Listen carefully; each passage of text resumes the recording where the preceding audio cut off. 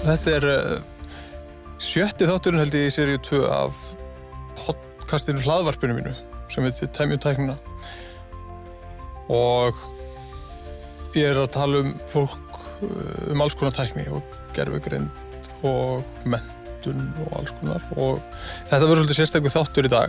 Vegna þess að gestur minn Smári Sigurðsson, múrarameistari, pabbi minn. Líklegast sá maður sem hefur kennt mér mest á lífið og í lífinu.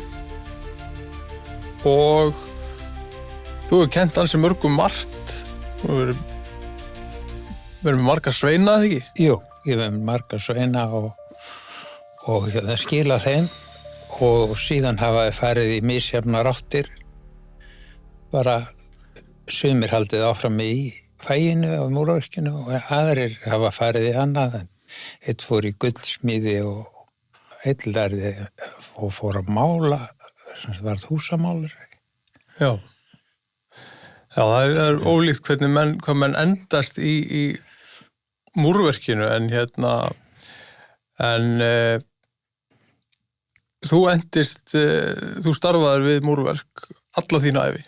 Já, ég starfaði við það og að vísu starfaði við margt innan múrverks. Ég var ekki alltaf á múraveggi, ég var við byggingar og stjórna þar og járnalagnir og steipur og til dæmis var ég 3 ár eða rúm, hann 4 ár við Laxárvirkjun 3 í göngunum þar og ég hætti, hún var nærri lokið þegar ég hætti. Það var mikill reynsla því að það var stór vinnustaður og mikið mál að stjórna fjölþættu starfi. Já, og hvaða ár ertu þarna í Laxárvirkjun? Ég fer 68, eða áramótin 68-69 og kem 2003. Nei, ég kem 83 tilbaka. 73 tilbaka, já. Já, 68-69, það ertu verkstjóri í Laxárvirkjun 3. Þarna erum við þarna hátindi geimferðakapphlaupsins, þannig var ekki 1968 eða 9 sem að lenda á tunglinu? Jú, það var það. Þá voru þau komnir það langt, sko. En við vorum ennþá með skóflu og haka og sprengiefni. Já, sprengiefni. Það eru náttúrulega þessi byggingarsvæði á þessum tíma hafa líklegast verið algjörlega alveg allt öðru heldur en að við höfum venst í dag. Já, það var það. Það hefur orðið mikil framþróun í allri tækni við byggingar bara frá upphæfi og alveg til loka. Já, og kannski ekki síst já, náttúrulega tæknivarandi bara byggingarna sjálfar og hönnununa, það með síðan náttúrulega kannski það sem skiptir öðru máli er svona þessi vinnuvernd og öryggismál á svona byggingarsvæðum. Já, það hefur gjörbreyst og til hins betra því að það kom fyrir nokkrum sinnum að menn hugðu ekki að sér og löpuð út af endanum á stillansinu. Það var stillans með handriðum og öllu en svo glemdist að loka fyrir endan. Já. Þannig að menn gengu út af endanum og bara duttu niður. Já. Það svona það sem að vakti menn til umhugsunum að maður að klára dæmi til enda með öryggið. Já, sem kannski sko að hafa lært að vinna hjá þér og ég hef oft sagt eitthvað tröllasögur hvenær ég byrja sko, en allir ég ekki byrjað svona í kringu 16 ára að vinna hjá þér sko, þá var ég svo fulla vinnu á sumrin bara, ég var svona búin að vera eitthvað að pjakkast fyrr, komið inn í verkefni eins og í manni þegar við vorum í Nýjabjó, það var mjög skemmtilegt, flísalum það og þú varst með stór, varst ekki bara með múrverkið þar og steipun og allt? Jú, steipun og allt saman. Það var mjög skemmtilegt verkefni að byggja bíó, eða endur byggja bíó, það var alveg bara Það mér finnst alltaf pínu leiðilt því fyrir þangað núna og sjá svona hvað búið að drabbast niður. Já, til að það hafa ekki verið að taka því í gegn núna og teppalegja upp og nýtt og laga og mála Það er kannski sýnir mér að maður þegar maður er fertugur sko að það er gamalt sem maður var að vinna við að það fara að þurfa að rífa því burtu og gera það bara nýtt. Það er það. En þú, þú ert Akureyringur í húð og hár. Já, þú ert fæðist hérna. Ég fæðist hérna, já, á Akureyri og þá búa foreldrar mínir í Odderagötu 37. Já. Sem er hérna næst efsta húsið í Odderagötunni. Já. Og hérna, en þá var faðir minn búinn að leggja drög að því að taka við búskap á Ártúnsstöðum í Glæsibæjarhreppi sem er hérna rétt ofan við húsasmiðjuna. Já. Og hann byrjar búskap þar 48 og þannig að ég er ekki nema kannski rétt að verða ársgamall þegar ég flytti í sveitina. Já. Og elst þar upp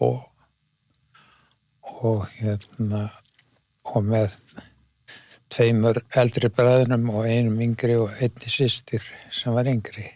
Já, og að því ég það náttúrulega sko að nýta tækifæri sem þetta sko og krifja þetta svolítið sko og Biggi og Svan að þá eru þeir út á Brávöllum eða ekki sem er aðeins norðar. Þeir voru aldrei sko fastir eða koma aldrei til að vera á Ártúnsstöðum sko. Svan var hjá föðursystur sinni Ninnu á Brávöllum og Biggi þarna hann er orðinn 18 ára og hann fer að læra sem hárskeri. Já. Biggi Rakari hjá frænda sínum Tryggva. Já. Og síðan stofna þeir félagar Hárgrímsstofu Bigga og Valda sem stóð í Hafnarstrætinu og klipptu þar og snirtu menn. Þangað til hann flyttu til Kanada? Já, hann flyttu til Kanada 59. Já. Það kom svona bylgja það sem að bæði iðnaðarmenn og aðalega það voru skipstjórar sem bauðst mjög góð vinna í Vancouver í Kanada við laxveiðar. Og það fóru ungir menn sem voru með stýrimannréttindi og laxveiðar? Já, laxveiðar í Kyrrahafinu. Já. Og hérna og svo varu kunningjar hérna frá Akureyri sem fóru líka Torfi Leósson smiður, hann fór til verksmiðju í húsgagnaverksmiðju í Vancouver og að læra og bara afla sér þekkingar og þannig að það voru nokkrir hérna frá Akureyri sem að fluttu vestur. Já, var eitthvað atvinnuleysi eða bara Nei, hark? Hark náttúrulega, mest ævintýra þráhald ég. Já. Breytum og... Já, hún var kannski betra veður. Já. Já, þú áslagstæðir eru hérna rétt fyrir ofan bæinn og ég man nú þegar þú varst að fara með mig þarna þegar ég var lítill, það var náttúrulega bara Gylfi bróðir hérna með kúabú og þetta var bara bóndabær með öllu því sem fylgdi, hann var með kindur líka, var það ekki? Jú, hann var með kindur, það voru bæði kindur og kýr og hestar og svo var byggt þarna nýtt fjós 1960 eða upp úr 1960 með nýjustu tækni og rörakerfum og öllu og það var mjög gott að vinna í því að það var svo hátt til lofts. Já. Og vel útbúið í alla staði á þeim tíma. Líklega ekki mikið samþykkt í dag. Nei. Ekki. Nei. Og það er bara svo merkilegt að því að mann finnst svo skrítin tími er svo skrítið fyrirbæri og vegna þess að þegar ég þegar maður hugsa tilbaka, þegar ég hugsa tilbaka því að maður er svona fyrsta skipti einhvern veginn þennan aldur fertugt að geta að fara að velta fyrir sér eitthvað, þetta var svona í gamla daga akkurat þegar maður er farin að átta sér á því að það eru 25 ár frá þessu og 30 frá hinnu sko að maður að þannig þú að upplifa hvað 1960 þannig einhver ný tækni og líklega hefur þetta verið eitthvað sem ykkur fannst alveg sko, hvernig var svona tilfinningin fyrir það að fá svona nýja tækni vegna þess að það var eitthvað verklag sem var áður sem var bara lært og eitthvað svona svo þurfti að breyta einhverju með nýrri tækni þegar hún kom hvernig voru svona móttökur við svona breytingum? Ég held að bara móttökurnar hefur verið mjög góðar sko, því að það var eins og í fjósinu þá voru sett upp sko nýjustu alfa-laval mjaltatækin og gengið frá þeim mjög fínt þannig að mannsöndin kom hvergi nálagt sko. Það tala um mannsöndin kom hvergi nálagt eftir að hafa búið að setja þannig þetta voru ég man eftir þegar Gylfi að mjólka, það settir þarna mjaltatækin á spennana og þá fer mjólkinastæðin í lokað kerfi sem að séðan mjólkubíllinn tæmir úr. Þannig að bóndinn var að þrífa spennana og græja það allt saman og svo koma tækjunum á. Var áður handmjólka bara í áslagsstöðum? Það var stundum var handmjólka því að í gamla fjósinu var sem sagt verið með mjaltavélar og fötur og það var svolítið vandræði stundum að stilla heilan sem að réð taktinu við mjaltirnar að þá þurfti að handmjólka á með það því að kýrnar eru mjög næmar og ef að var eitthvað sem við köllum heila sem var ofan á fötunni sem að skipti þrýstingnum á milli ef að það ruglaðist eitthvað þá eru það mjög pirraðar. Já, og það nennir enginn að vinna með pirraðar kýr. Nei, það er ekki hægt. Það geta verið mjög skapstórar og skemmtilegt við vorum með pítu í matinn í gær. Sem minnum við það getur tekið afgang. Við tókum afgang og mjög gott að við fengum hakk og beint frá bíli og ástæðan fyrir því að þessi kýr fór í hakk var það að hún gat ekki lest á mjaltaróbótinn.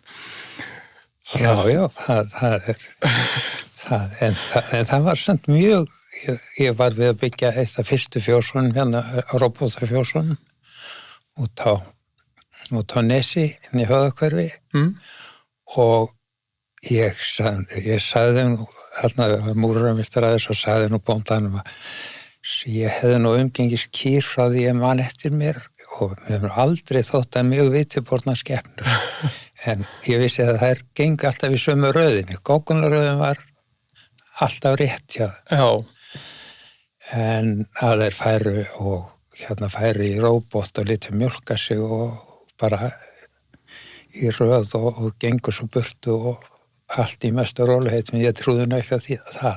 Nei, en ég fór nú samt þegar þetta var sett í gang þá fór ég út eftir og tók hálfan dag að fylgjast með hvernig gengi og þetta var ótrúlegt. Já. Það þurfti ekki nema það þurfti varla að vísa því að það gókunröð hjá kúm og fórustu kýrin ef hún fer þessa leið þá koma hinnar og eftir. Já. Ég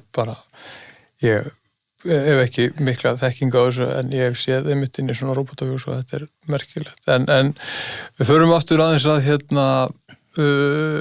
sko það sem að mér finnst nefnilega líka svolítið merkilegt að því að hérna erum við í háskóla og ég að ræða við pabba minn í hlaðvörp gervigreind þróun á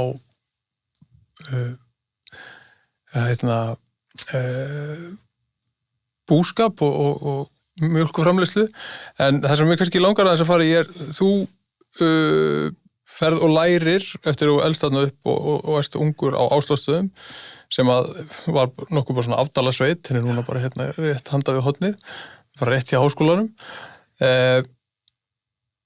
þú kemur síðan inn til Akureyrar og ferð að læra múrverk og það er ekki svona hefðbundin þú fer í grunnskóla og svo ferðu þú fer í gaggan. Ég fer í gagnfræðaskólan, já. Gagnfræðaskólan og svo ferðu þú í iðnskólan. Svo fer ég í iðnskólan, já. Og iðnskólinn hann þróast svo og verður að því sem verkmenntaskólinn í dag. Já. Sko, byrjunin á þessu að þegar að maður var að alast upp í sveitinni þá var náttúrulega allt hjálpast að tölvert á milli bæ og ég var tölvert í því að fara á milli þegar var verið að steypa og svoleiðis og að hjálpa til því að þegar var verið að steypa úthús hjá einhverjum bóndanum þá komu 5-6 manns frá bæjunum í kring og aðstóðuðu.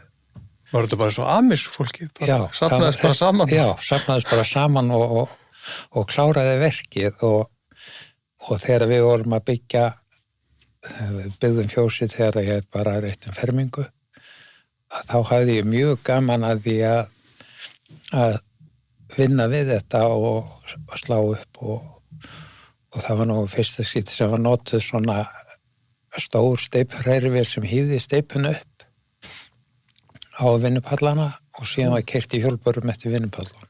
Já. Og þetta kostaði náttúrulega alltaf mannskap, þetta vera 4-5. Þú dældi þá hrærivelin upp á vinnupallin? Já, hún hýfði upp á vinnupallin. Já, það merkilegt. Og hún hét Skuggi, hún var grámáluð, þessi stóra vél. Já. Og hét Skuggi. Skuggi, var hún í enga eða var hún frá steypustöðinu? Frá Möl og Sand. Já. Já, Skuggi. Þannig svo að hefitinn rauðibóli, eini veghöllin. Og svo ferði í Já, og þá var meistari minn og síðan tengdafæðir hann sem sá bygginguna á fjósinu þarna og því sem var þær í kring og þá kynntist ég honum svolítið og síðan þegar ég fór að vinna, ég var fluttið til ömmu minnar þegar ég fór í gagnfræðaskólann og svo fór ég að vinna á sumrin á bryggjunni og fyrir kea í timbrinu og því sem tilfjall, áburði og annað. Mhm. Og þá hugsaði mér að það voru þarna menn sem voru miklu verkalýðssinnar og skömmuðist yfir því að ég hefði sem laun og þeir búin að vinna árum saman og svo kemur bara stráklingur úr sveit sem ekkert kynni og hann á sama kaup á þeir. Hvernig kom það fyrir? Það var bara einn launaflokkur? Nei, það vantaði svo menn að kaupfélagi keypti menn úr sveitunum til að koma og bjarga þegar mikið var að gera og þá var okkur öllum borguð sömu laun. Já. Og það sveið hinu sem voru búin að vinna árum saman og svo kom bara einhverjir Einhverju pjakkar og var þá tók ég ákvörðun það að ég ætlaði að fara í vinnu sem að gæfi góð laun. Já. Og ég geti ráðið mér aðeins sjálfur því að ég hafði mjög gaman að því að stúrsast og ráða mig sjálfur hvað ég gerði. Já, og það eiginlega sko hvað maður segja, það svona það sem að eins og ég held að það svona dýrmættestar leksían sem þú hefur kennt mér og eitthvað sem maður er alveg óbúslega þakkláttur fyrir sko bara þegar maður byrjaði að læra hjá þér sem var náttúrulega að vera sonur meistarans bara svona, þú veist, það hefur örugglega verið erfitt að vera að vinna með mér hinu handlókarnir sko það hefur kannski ég leit á mig sem sonur meistarans sem þú varst kannski ekkert mikið að taka eitthvað að hlífa mér hinna, ég vona allavega ekki en ég held sko að það sem að ég lærði og bara nýtist mér á hverjum degi og í öllu sem ég tek mig fyrir hendur einhvern veginn að það þessi sko mér finnst ég alltaf geta sko redda mér bara hvað sem svona hvað finnst ég hafa verið þjálfað upp í einhver svona hvað segja svona sjálfsbjargar viðleitni. Já, ég umgást strákar sem voru með mér alltaf á jafnréttis grundvelli, þannig að þeir urðu svolítið að hugsa sjálfur og finna aðeins út, það var ekki verið að segja allt, sko. Nei. Finna út hvað er best og svo var líka þetta að mæta á morgnana og ég gerði það einmilega það sem ég var við vinnu við mættum semst á morgnana og þó maður þyrfti kannski skreppa frá aftur seinna daginn og koma vinnuna af stað og ákveða þetta gerum við í dag og klárum og það var einu undantekningarna var það að við höfum það ef að hittin fór yfir 20 stig í hádeginu, þá var frí eftir matinn. Já, og ég man eftir þessu, sko. Þetta var, það var mælirinn á torginu sem var réð þessu. Já. Þetta var góður svona, en ég veit man eftir þessu, sko, að, sko, náttúrulega þegar maður er ungur og horfur á pappa sinn og ég, sko, það var svona ofurhetju ljómi, sko, yfir honum og líka, sko, að, hvað segir þú svona leiddir með fordæmi, þú vannst vinnuna, þú varst ekki bara einhver yfirmaður sem komst og gaf skipanir heldur, sko, maður lærði af því einhvern veginn að vinna í kringum þig og horfa á þig vinna. Já. Og svo einmitt, lestum mann fá eitthvað verkefni og treysti manni fyrir því og ég man alltaf stundum var mér þér fannst ég stundur svolítið það mér varst gaman að brjóta og kannski braut stundum stundum fór ég kannski fram úr mér í brotinu en það var þá leiðrétt sko ekki með neinum látum heldur að maður lærði svona umgangast þessi kraftmiklu verkfæri. Já, þetta er náttúrulega mjög gaman að brjóta með nýjum öflugum hamri gerir það. En ég nefnilega held sko að í þessu sko og ég einhvern veginn allan sko þeir strákar sem ég tala við ennþá og svo margir sem fóru í gegnum það að vera í handlangi hjá þér og maður svona sér það ekki einhvern veginn fyrir maður horfir tilbaka að sko ómeðvitað einhvern veginn að þá náttúrulega ég kannski sá það ekki þarna þannig ert í sko, kennarahlutverki eða ert í meistari og það ert með menn undir þú berð ábyrgð á verkinu og svona og varst að kenna ungum drengjum og stúlkum að því að Anna Brynja var hjá þér og systir mín senst og Agnes var Agnes líka. Já, hún var líka. Og ég man alltaf eftir en þú ekki klappa. Það kemur alltaf þá trommast alltaf inn á teipið. Já, það er skemmt. Að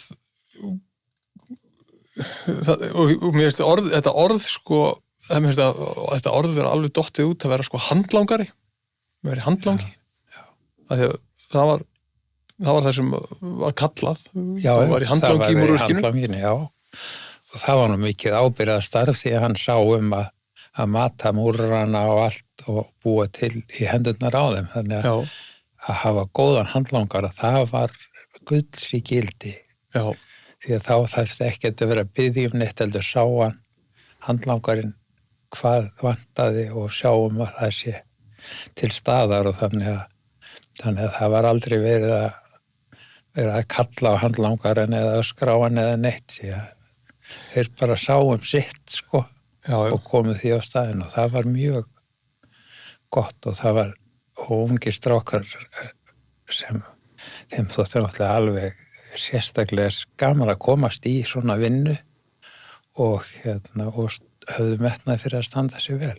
Já, og maður kannski naut þess ekki alltaf í augnablikinu en ég man alveg eftir því að það var oft alveg ofboðslega gaman að því það var svo pínu stemming sko, ég man bara að hafa verið örugglega hálft sumar sko, sigta sand og moka í hrærivél og færa eitthvað svo steypu í hjólburum og keyra hjólburur fullar af steypu þetta var kristnispítala og bara einhvern veginn svona þetta var allt svona eitthvað svona bras sko. Já, það var það og menn fundu út úr þessu bestu leiðina og vinna sem léttast og komast léttast í gegnum verkið sko. finna sér nýja við minnst nú að leiðir. þetta har nú oftast verið mjög þungt samt allt saman. Já. Þessi myndsbókarnir og þessar múrblöndur og moka en það var einmitt þetta sko að einmitt í handlanginu að þá horfði maður á inngreinina, maður horfði á meistarann og þá sem voru lengra komnir, sveinana, maður horfði þá verið að vinna vinnuna og maður var að hjálpa til og þannig svona sá maður handtökin og svo var manni kennt handtökin og maður lærði að umgangast þessi efni og svo fór maður að sjálfur að múra og í viðgerðum og flísalagnir og svona og alltaf færðist maður, svona fekk maður svona meiri og meiri ábyrgð í gegnum það að læra þetta og þetta er alltaf tekur samt sko, þú veist, þetta tekur tíma og það er kannski svona sem ég er velta fyrir mér eins og í dag þegar maður horfir á hvernig sko menntun iðnaðarmanna og annað, ég held að reyndar að menntun iðnaðarmanna hafi farið fram alveg rosalega mikið og eins og bara við tölum vinnuverndina og annað að sko iðnmenntun í dag held ég sé alveg sko ofboðslega vel heppnuð að mörguleyti og líka mjög dýrmætt af því ég horfi sko ofboðslega heppin með að hafa iðnmenntun í grunninn en að einhverju leyti þá finnst manni líka að þó að sé oft að tala það að gera herr undir höfði og svona þá finnst mér einhvern veginn samt að það sé ennþá ofur áhersla einhvern veginn að klára sig á fullt í gegnum háskóla sko. Já, en það sem hefur við þessar strákar sem að voru hjá mér bara handlangarar og lærðu múrverk að það vísaði þeim veginn áfram til bara meiri menntunar og út í aðra hluti því þeir voru farnir að vinna sjálfstætt og taka ábyrgð á því sem þeir gerðu sko og það var mjög gaman að því að tveir af þeim sem að voru hjá mér að þeir eru báðir flugstjórar í dag sko og eru búin að vera það lengi að þeir eru konar á eftirlaun. Já, eftirlaun sem flugstjórar. Sem flugstjórar. Og þetta var bara spori þá átt að vera sjálfur að stjórna því sem þeir gerðu og ákveða hvað þeir ætluðu að gera. Já, þeir eru stórir sem við segjum. Já, þeir eru stór. Já, ég held að þetta hafi verið eins og fyrir mig að þá var þetta bara einhvern veginn nauðsynleg brú þarna í minni æsku að sko, komast út úr hefðbundna skólakerfinu sem ég var kannski ekki endilega mótaður fyrir þá komast í iðngrein og ná mér þá í sveinspróf og þannig svona alltaf endaði vera flísileginir á slökkvistöð og mér leist nú bara ágætlega á það og var þar næstu tæp 16 árin eða rúmlega 15 ár. Já, það var mjög skemmtilegu tími því að þú komst sko beint að sunnan úr sveinsprófunu og nú fagnaði því nú verið komið með sko lærðan múra með mér og fagnaði framtíðinni. Sonur minn kominn til að taka við fjölskylduræktun. Já, og það stóð nú ekki nema í 10 daga því að þegar verkið var búið þá fór ég með verkfærin en sonurinn satt eftir og var komin hann fína svarta búning og... Já, lagðist í leysubúinu og slökst. Já.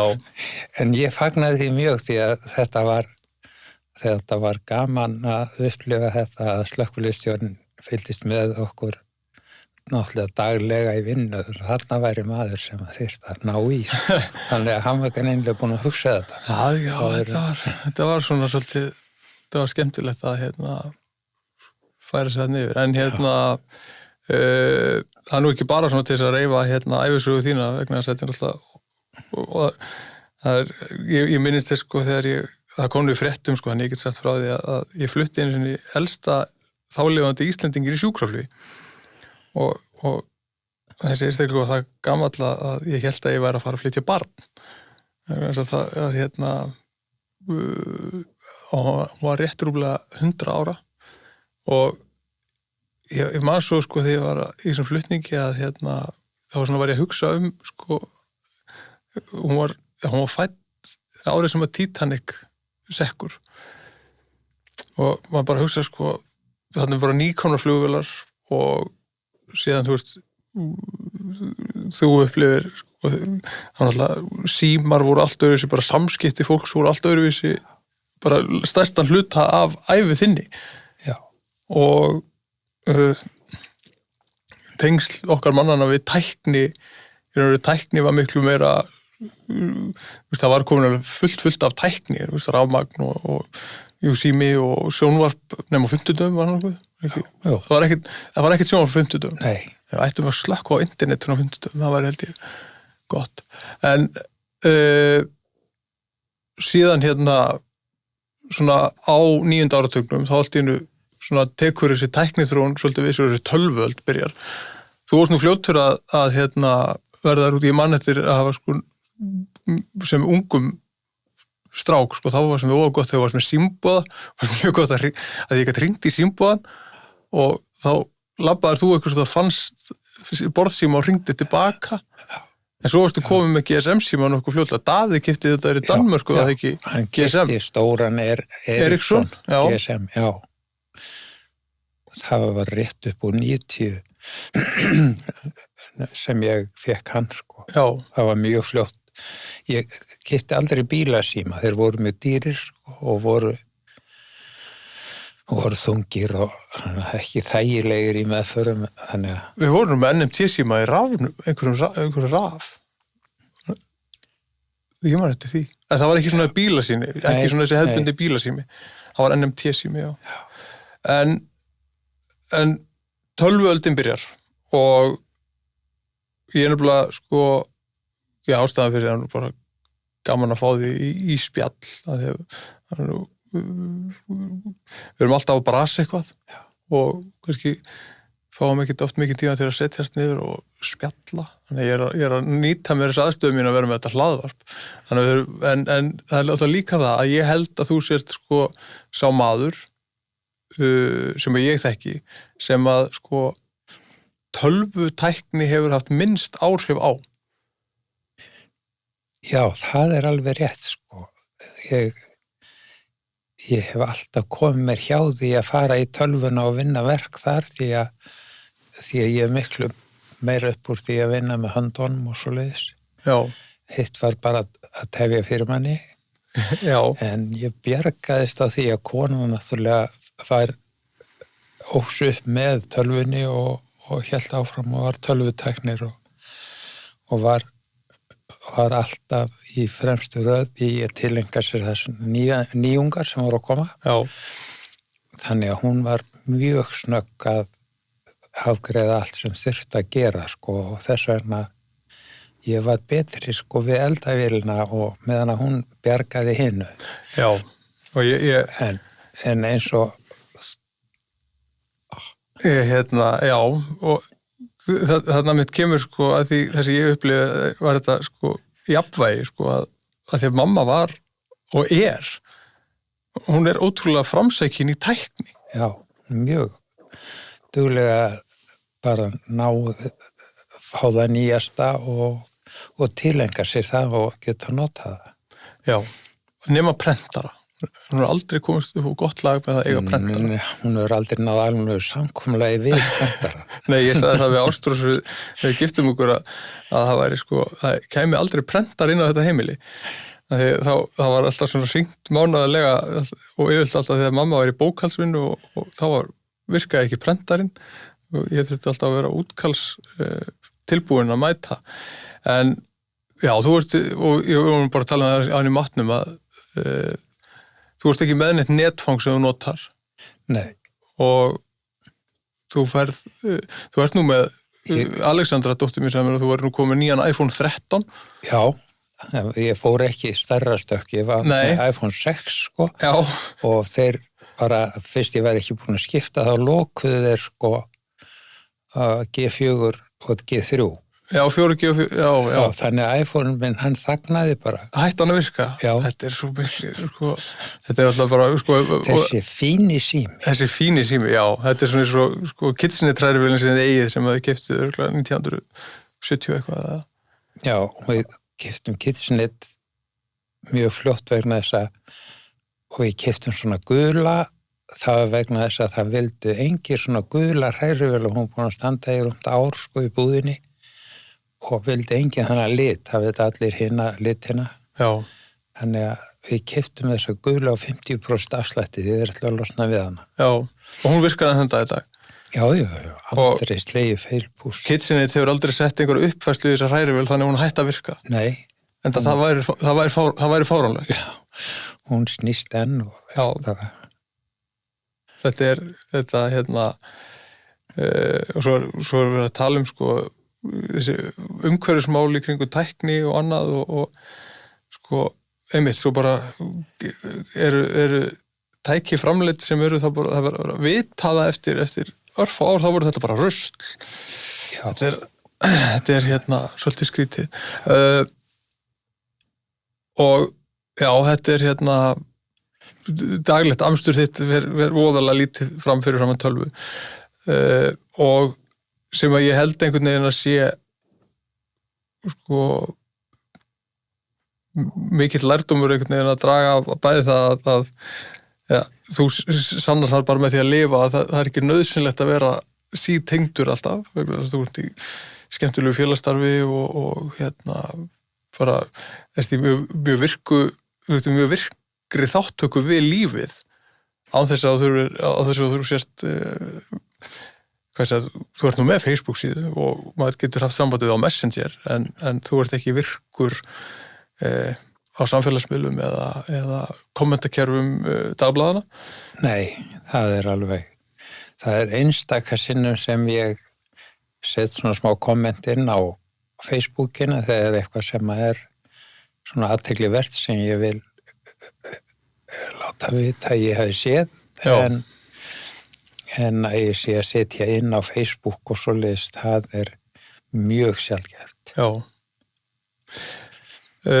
Ég hef nú aðeins sýnt þér á þessa gervigreind, ChatGPT og fleira. Við gerðum nú smá samantekt að því þú varst í Póllandi 89 þegar Sovétríkin falla. Já, ég fór 87 fyrst og þegar Pávinn kom fyrst í heimsókn til Póllands. Já, og við notuðum gervigreindina til að gera svona pínu samantekt á þessum heimsviðburðum sem voru að gerast þarna á meðan varst. Já.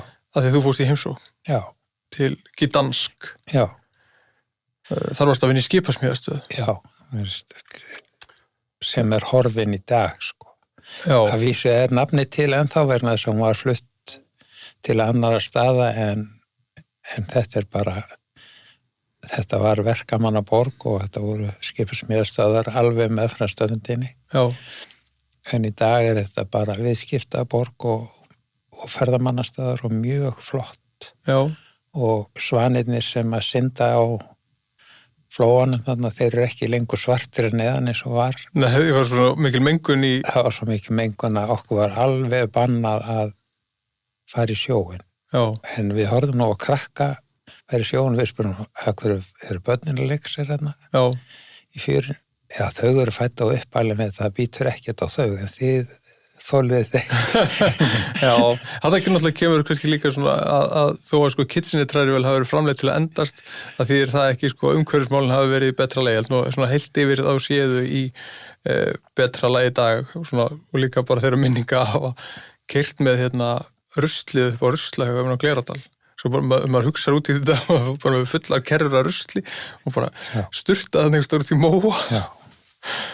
En gervigreindin, já, þetta er nefnilega sko það sem við erum að glíma svolítið við hér og ég er að glíma við sko bara gagnvart dætrum mínum sem eru þá 5 og 11 ára að mér finnst ég einhvern veginn hafa verið þessi kynslóð sem að fær þessar öru tæknibreitingar einhvern veginn í fangið en samt að því við fengum sko svona hraða internettengingu sem þurfti ekki að hringja inn í símann þegar ég fermdist og þannig með einhvern veginn byrjaði maður að grúska þessu tölvumálum og svo fekk ég nú iPhone og tilenga mér þetta hratt þessar tæknibyltingar en nú var einhvern veginn sko hvernig ég útskýra þetta var upplifur einhvern veginn að að því að ég það mikið inn í þessum stafræna heimi sem einhver svona hliðar raunveruleiki þess sem að gerist hérna í hinum svona hinum raunveruleikanum sem þessi hérna samskipti sem við eigum í holdi og blóði, ekki í gegnum hérna tölvuna, að maður einhvern veginn sko bara með heiminn og heimsfréttirnar í háskerpu allan daginn, alla daga og skoðanir allra á því sko. Og þannig að þú veist, maður er einhvern veginn kaffært í upplýsingum og ég reyni eins og ég get það sko, skammta mér þetta svolítið og tínast ekki inn í þennan stafræna heim þó að stór hluti vinnunum minnar farið fram í því að vera í tölvunni og svona, en ég sé sko hvernig lítur svona þetta út fyrir þér, að því að þú náttúrulega þetta kom inn á alls konar vinnustæði gegnum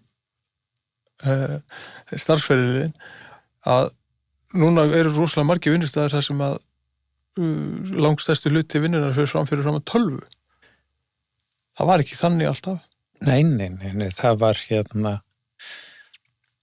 það var þannig að í sambandi við eins og bara byggingarinn sem ég var með að byggingafulltrú og þeir á Akureyri í Ráðhúsinu, það var náttúrulega bara hægt að labba upp og upp til þeirra þar sem voru á næstefstu hæðinni og fara bara inn og spjalla við og þetta ekki að láta panta tími eða láta vita á undan sér, en ég kom þennan daginn og ætlaði bara hitta þá og bara heilsa upp á þá.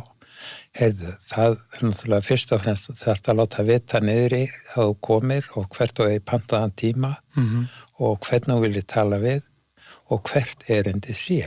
Já. Þannig að sá sem að tekur við skilaboðunum frá símabóksinu að hann veit nákvæmlega hver að koma og hvað hann veit og hvað hann ætlar að tala um. Já.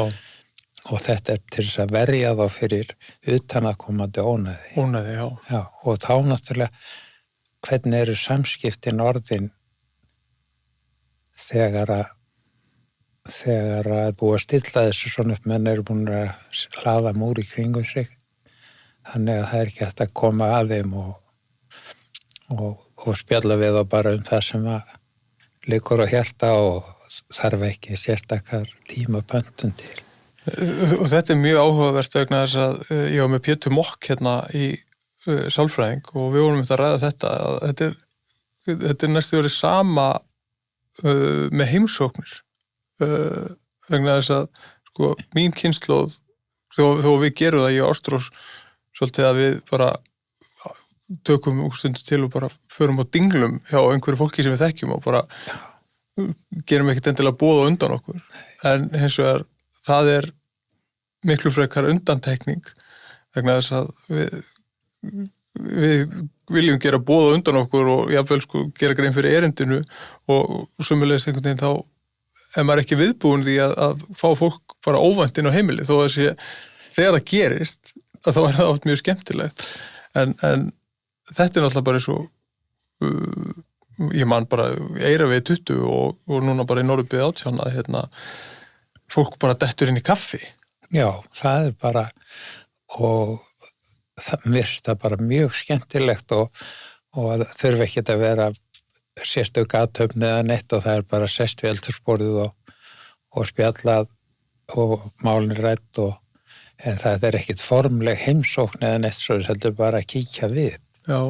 Það finnst mér hafa minnkað svona að heyra í kringum sig að menn fari ekki í heimsókn í hús á kvöldin og taki spil eða neitt svoleiðis heldur.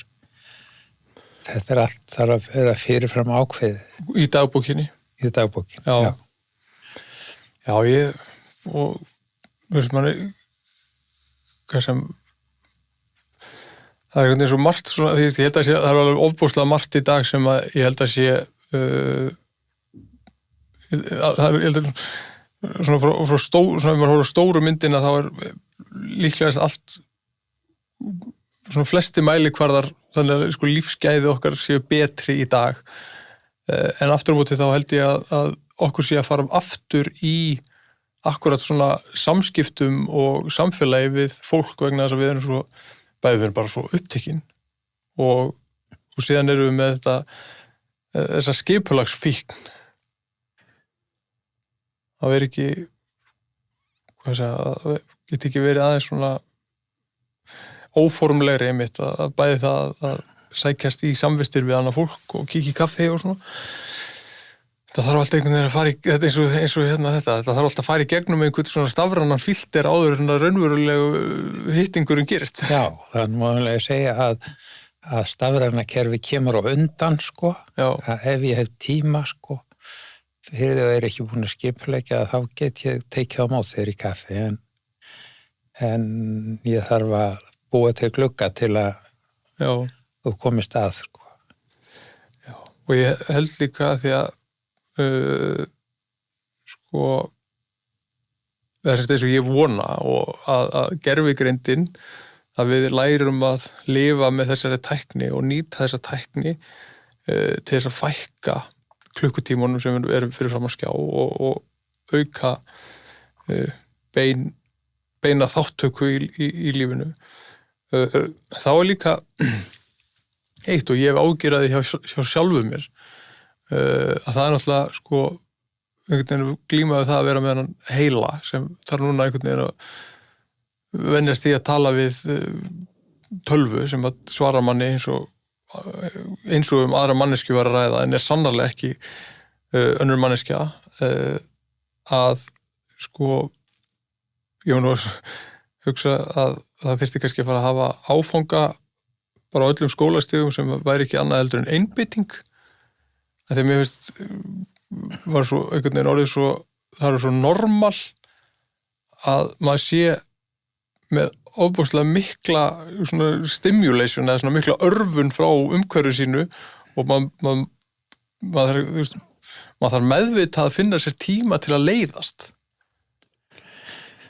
Já, það er bara gott að láta sér leiðast því að þá fer maður að hugsa eitthvað sem að kannski maður hefur ekki leitt hugan að lengi að þá kemur þannig stund sem að ekkert utan að komandi að trufla og þá svona farir maður kannski að hugsa sjálfan sig og hvað þeir standa og heyrðu, hvernig það er eins og stundum áramótin þá hef ég farið yfir árið og ég hefði nú alltaf að gera þetta og hitt og fara þetta og hitt og þarna einhvern tíminn hann hljóp frá manni og maður gerði ekki nefn að brota þessu sem maður var búin að leggja upp með og maður þyrft og það var ekki náttúrulega tölvun að kenna það neinu, það var bara það var eitthvað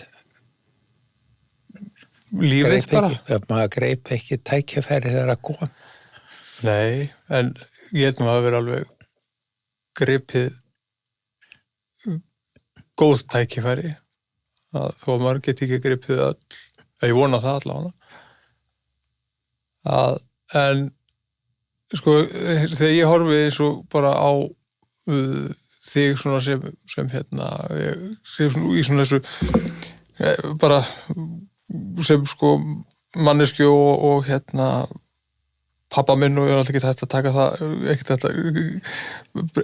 þetta fjarlæga það eða eitthvað svona þá og svo les maður einhverja bækur og horfir á einhver hlaðvörp og eitthvað þegar einhverju fræðingar og menn að segja sko maður þarf að lifa hæglátara lífi, maður þarf að lifa sér að leiðast og maður þarf að taka tíma í verkefnin og vera ekki sífellt í sítengdur við internetið og þetta og svo horfi ég einhvern veginn á þú veist svona það líf sem að þú hefur búið til og ert að lifa og taka þátt í með dætrum mínum og okkur ert alltaf bara alltaf búin að koma og hjálpa á aðstofa og svona að það finnst mér bara sko að já þú veist bara einhvern veginn eins og ég horfi á það svona gangandi og lifandi dæmi það sem að margir fræðimenn að segja bara já svona er gott líf sko, það er bara svona pínu hæglátt. Ertu sammála? Já, ég alveg sammála því. Það er stundum segi ég núna þegar að menn að flýta sér í kringum með liggur ekkert á, svo nú ég komin á eftirlaun. Já. en ég hef mikið að gera samt, sko. Já. Ef að ég ekki að gera eitthvað eða eitthvað, þá býð ég mér að til. Og ekki horfur mikið á sjónvarpið? Nei, ég horfir samt á, sko, þannig verið að gagnrýna mig fyrir að ég horfi oft á fréttirnar og svona íslenska þætti Kastljós og það í beinu streymi. Já, í línulegri dagskrá og landan, já. Landan. Já. En annað er mér saman hvenær ég horfi á, sko. Þetta er svona hluti sem er gaman að, þetta er svona fasti punktar. Fasti punktar, já. En hvernig horfir, svona, ef þú horfir á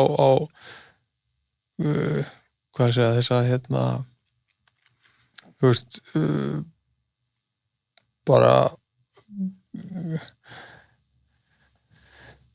hvað segja, þetta, ef maður horfir bara á skólan og eins og til dæmis, ég held að sé alveg frábært, ég held að sé alveg rosalega margt sem sé frábært til dæmis við fjarnámskennslu og annað, en aftur á móti, sko, þetta sem við myndist á áðan, að því ég einhvern veginn held að svona mentorship eða fylgjast með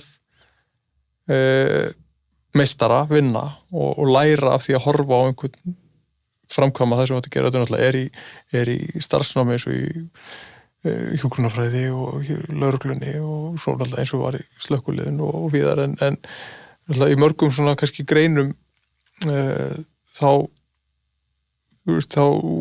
ferði ekki að læra á starfið eða þann vettvang sem þið langar að vinna á fyrr en að þú ert komin inn í starfið.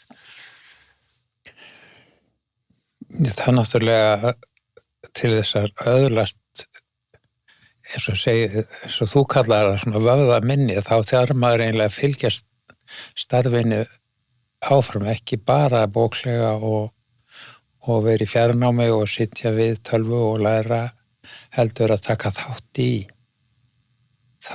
því sem maður er að gera og með eins og bara verknám í sko hjúkrunarfræði og sjúkraliðar og allt mögulegt, þeir þetta byrja á því að vinna inn á stöðunum til þess að fá tilfinningu fyrir og fara síðan að læra, því að þá hafa þeir bakgrunn sem að kemur ekki á óvart heldur. Þær hafa séð og þeir sem og það mætti fá miklu meira strákum til þess að koma í svona umönnuna stéttir, því að þetta er erfitt starf og getur verið mjög erfitt líkamlega að sinna okkur þegar við erum orðin svona gömul og þá vantar okkur kallmenn sem eru tilbúinir til þess að gera þetta og eins sko nálgun hjá kallmennum öðruvísi heldur en hjá konum. Já. Það er öðruvísi viðmót og öllum kynjum. Já, það þarf náttúrulega að vera öll flóra mannlífsins og það er náttúrulega líka kannski eins og ég hef stundum sagt við þig, sko, þegar við erum saman einhvers staðar og við erum kannski að spjalla okkar á milli í heitapottunum eða eitthvað og stundum þarf ég að að þú ert náttúrulega fæddur bara í sko bjartsýni eftir síðari heimsstyrjöld og náttúrulega bara elstu upp í samfélagi sem það er svo allt öðruvísi heldur en í dag vegna þess að hér var til dæmis ekkert mikið af útlendingum sem að bjuggu hér þeir voru með fasta búsetu. Nei. Þannig að kannski orðfæri og svona annað hefur breyst, þannig að það er ekki ég þarf bara að segja þetta sko að því að bara að þetta er svona menningamunur kynslóðana en það er náttúrulega síðan náttúrulega hvað maður að, já bara, ég veit ekki hvernig ég var að loka þessum hring, en þetta átti ekki að vera fyrirvara á eitthvað sem þú getur sagt, þetta kannski bara svona til að minnast á þennan kynslóðamun og ég er alveg sammálaður að og á mínum að ég ættu bara flest allir að gangast í gegnum það í sínum ungdóm eða á sínum mótunar árum að vinna í þjónustu við annað fólk, hvort sem það er þá inn á leikskóla eða hvort sem það er á heilbrigðisstofnunum eða eitthvað, vegna þess að eitt af því sem ég komst að til dæmis í mínu starfi sem sjúkraflutningamaður var að glamúrin og hetju lostinn fyrir hetjudáðum, hann hverfur mjög fljótt bara fyrir því sem að starfist nýst að stærstu hluta sem er umönnun.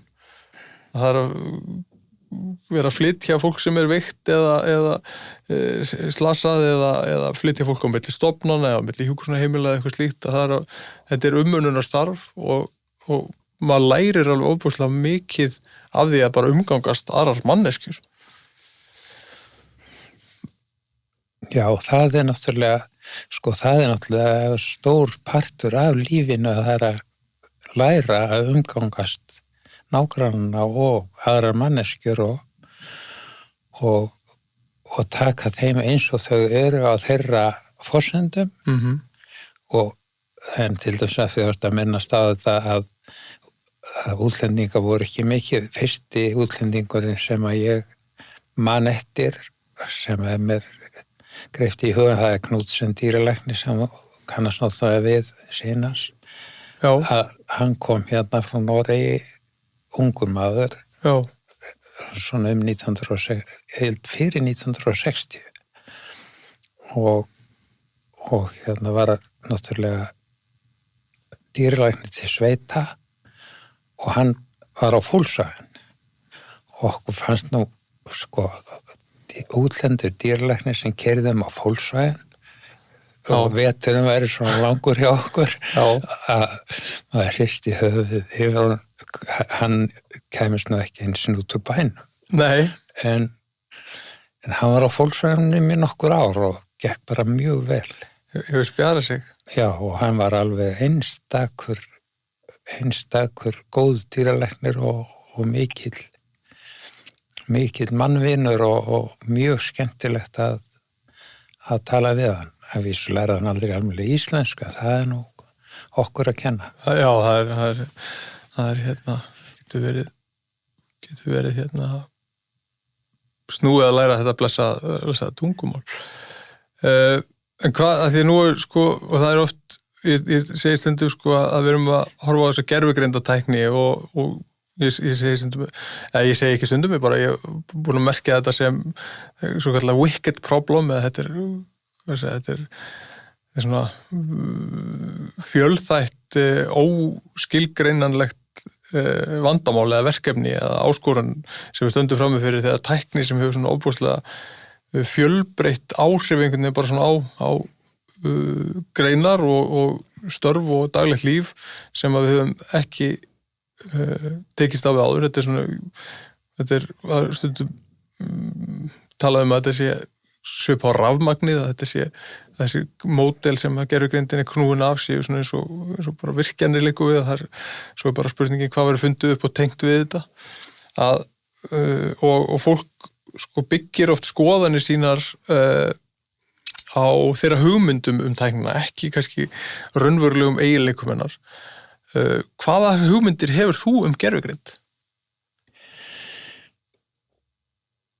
Ég hef nú ekki gert mér í hugalund nema eins og þetta sé eins og Alfreðorðabók sem hefur aðgang að og sem flettir upp á ógnarhraða því sem þú spyrð og menn höfði lexíkon í gamla daga sem var gefin út árlega. Lexíkon, já. Lexíkon, já.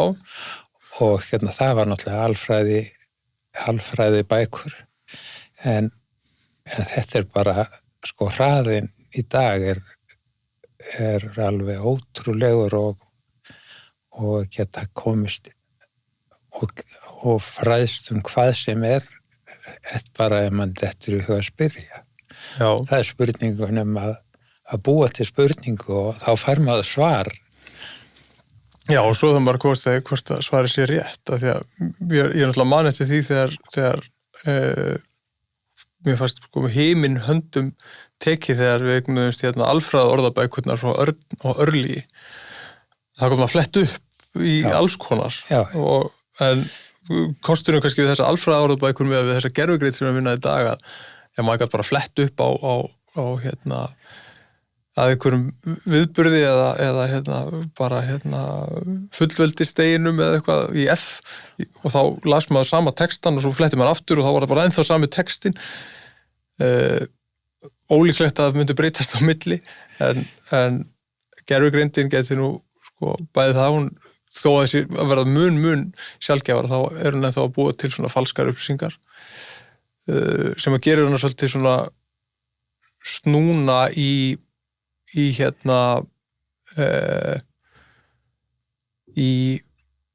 notkun stundum en síðan er það hef ég einhvern tíðan sýnt þér, hef ég einhvern tíðan talað við hana með rödd, rætt við hana? Nei, ég á eftir að gera það og mér langar til þess að gera það og ég hef tök á því að fá kennslukonu sem er nú bara 11 ára og hún kann allt og hún fann stundum lánuð hjá mig tækin til þess að ég ætla að laga aðeins hérna hjá þér afi. Já, ég held að Alexandra getur frábær. Og henn er alveg, hún fer í gegnum þetta allt saman á þess að þurfa og hikar ekki eins sem við. Nei. Hún er svo fljót að sjá út hvað þetta er. Og mér var svo flott daginn, ég var svo stoltur af henni þó að maður sífelldri glímu við símann og reyna að koma í veg fyrir að hún, eins og ég segi við það, þessi eyðileggja sér heilan með þessu hann að ég vona að það komist inn en Alexandra ég voru að kenna henni að nota gervigreind og sýna henni hvernig hún getur lært og nota þetta til að leyfa forvitnin að njóta sín og það var svo flott að því að Roberto sem var gestur hjá okkur daginn, sem var gestur í þar síðasta hlaðvarpi að þegar hún skrifaði til oss bréf á ítölsku. Já, það fannst mér og bara að detta það í hug og nota tæknina til þess að ganga frá því alveg í gegn. Já, hún sem sagt skrifar hún bréf á ítölsku og hann skrifar bréf á ítölsku með því að skrifar bréfið á íslensku og fær svo hjálp frá þeim gervigreindatólu sem ég leyfi henni að prófa sig áfram með og færir yfir ítölsku og skrifar þetta niður og svo gerðu svipa fyrir Ajit, sendi honum, skrifaði bréf til hans og þarna finnst mér hún einmitt þarna er hún auðvitað hefði hún geta gert þetta fyrir 30 árum bara með því að vera með orðabók en Já, það hefði tekið dákvæmlega tíma að... Já, því ég held að eins og maður er að reyna að kenna henni að bæði það skammtinn er mjög nauma tíma að fara inn og prófa sig áfram með það eitthvað ákveðverkefni að tækifærin sem að þær eiga eftir að hafa í að bara læra og það sem að kannski ástæðan fyrir því að mér finnst þessi gervigreind svona kannski skemmtilega og áhugaverð og annað er vegna þess að hún eins og ég elskaði alfræða orðabækur því að svala forvitninni nú get ég svala forvitni minni bara þangað til ég með sullar og það er kannski líka áskorun að þegar maður er komin með bara beintengingu við eitthvað sem maður getur sífellt svala forvitninni manns að það er svo einfalt að leita sér eftir því. Það er líka að vegna þess að einhvern veginn finnst manni að flest sem maður gerir sem maður fær svona velíðuna tilfinningu og eitthvað, það er eitthvað svona sem maður er búin að þurfa að brasa aðeins við. Já, það er svona svo tilfinning þegar maður er búin að leysa eitthvað erfið vandamála að feginleikin þegar það er komið í höfn og horfa á það að þetta gat ég nú gert. Já. Það er eins og strákur Páll Sigursson sem var hann hjá mér og þá var ég bara rétt 20, hann var að verða stúdent og var góður í starffræði og svoleiðis og mjög skemmtilegur strákur. Og síðan fór hann í Kaupmannahafnarháskóla og lærði starffræði, eða var í starffræði og er doktor í starffræði og síðan fyrir nokkrum árum þá dúkkaði hann upp í heimsókn á Akureyri á æskuslóðan til að sýna barnabörnunum og börnunum og hvað gat ég sýnt þeim? Jú, ég hefði sko unnið sem strákur við múrverk og þá gat hann farið á milli húsana sem hann vann í og sýnt börnunum hvað hann hefði unnið. Og þau voru bara alveg steinhissa, þau hefðu aldrei vitað til þess að hann gerði neitt nema að skrifa eitthvað í bækur. Nei, þetta var, og hann sagði mér, ég hitt hann í Sundlaug og hann sagði mér að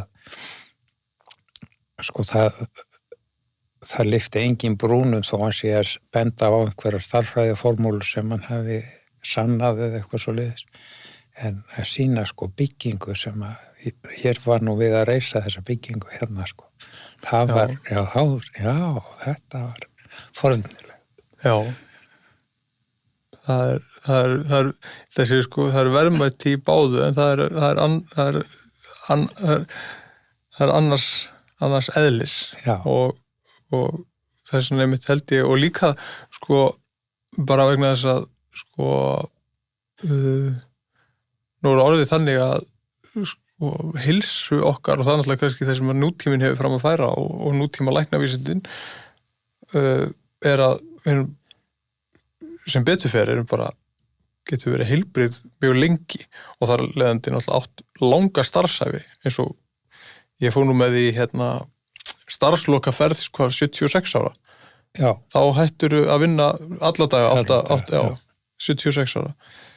Og mér finnst alltaf svo skemmtileg minnist alltaf að því ég er svona skiptum feril ferstugt og það er alltaf alveg hellingsvinna sem að það tekur en ég held að og það var grein eftir hann Ásgeir seðlabankastjóra sem hann skrifaði hann áður en hann var seðlabankastjóri það við ættum að hætta að hugsa eina starfsæfi og ég held sko þú ert svona einhvern veginn undanþáan frá þeirri reglu vegna þess að þú náttúrulega varst lengst af eigin herra. Þú varst bara með sjálfstæðan rekstur og mamma sá bókhaldið? Já, ég var það heppinn að hafa hana til að sjá bókhaldið því að annars hefði allur minn tími farið í fyrst í vinnuna allan daginn og síðan í bókhaldið á kvöldin en til allra hamingju hefði ég hana til að sjá bókhaldið og redda þessu og hinn og svoleiðis og mér vantar þetta og þá þá hafði ég miklu meiri tíma lausan til þess að fara í sund eða gera eitthvað annað. Fara á skíði? Á skíði og bara njóta þess í staðinn fyrir að sitja við tölvuskjá og Já, eða reiknivél. Já, reiknivél, já. Að glíma við prentarinn. Já. Já. Þetta er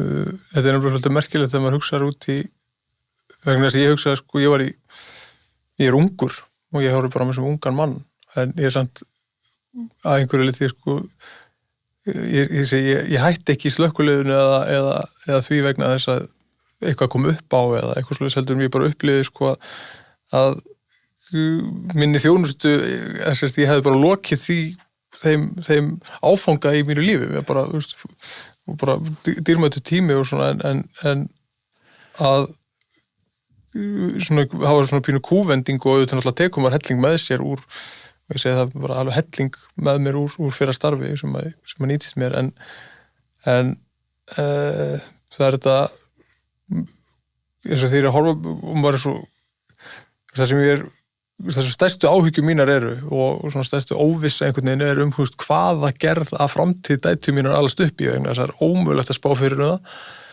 en ég veit bara að það verður allt öðruvísi heldur en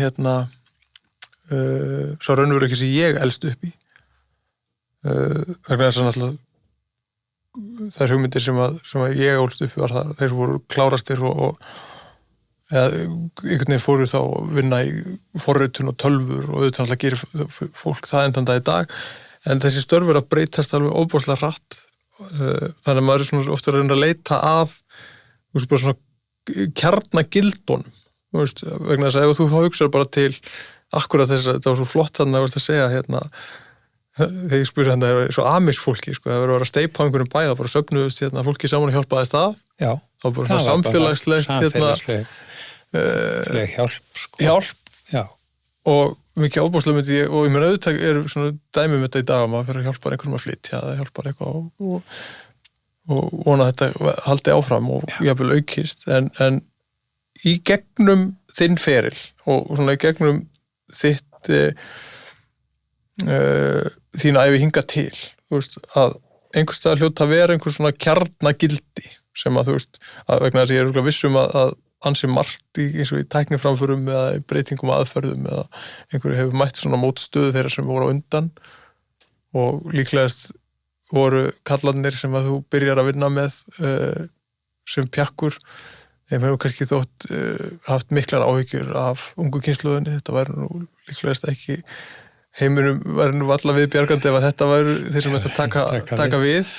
Já. Er það ekki saga sem bara jafn gömul manninum? Jú, en svona, ef þú hugsa bara svona einhver svona kjarnagildi eða eitthvað sem hefur haldist hjá þér eða í samfélaginu, bara hvað visku svona þú hefur dregið út úr sem hefur fyllt eins og bara frá Afa Stefáni eða. Já, það er náttúrulega fyrst og fremst það af því að ég vann sjálfstætt, þá þurfti ég að standa við ákvarðanir mína sjálfur og standa með þeim eða falla, þannig að ég maður lofaði stundum dalti miklu en maður reyndi þó, maður bætti þó við laugardeginum til þess að koma því í höfn sem maður átt að gera, en það sem að margir hafa brennt sig á og sumir af félögum mínum að þeir voru alltaf með langan hala verkefnum sem beið og þeir fóru mjög illa á því að þeir voru, það var óþarfa stress sem myndaðist hjá þeim og þeir voru alltaf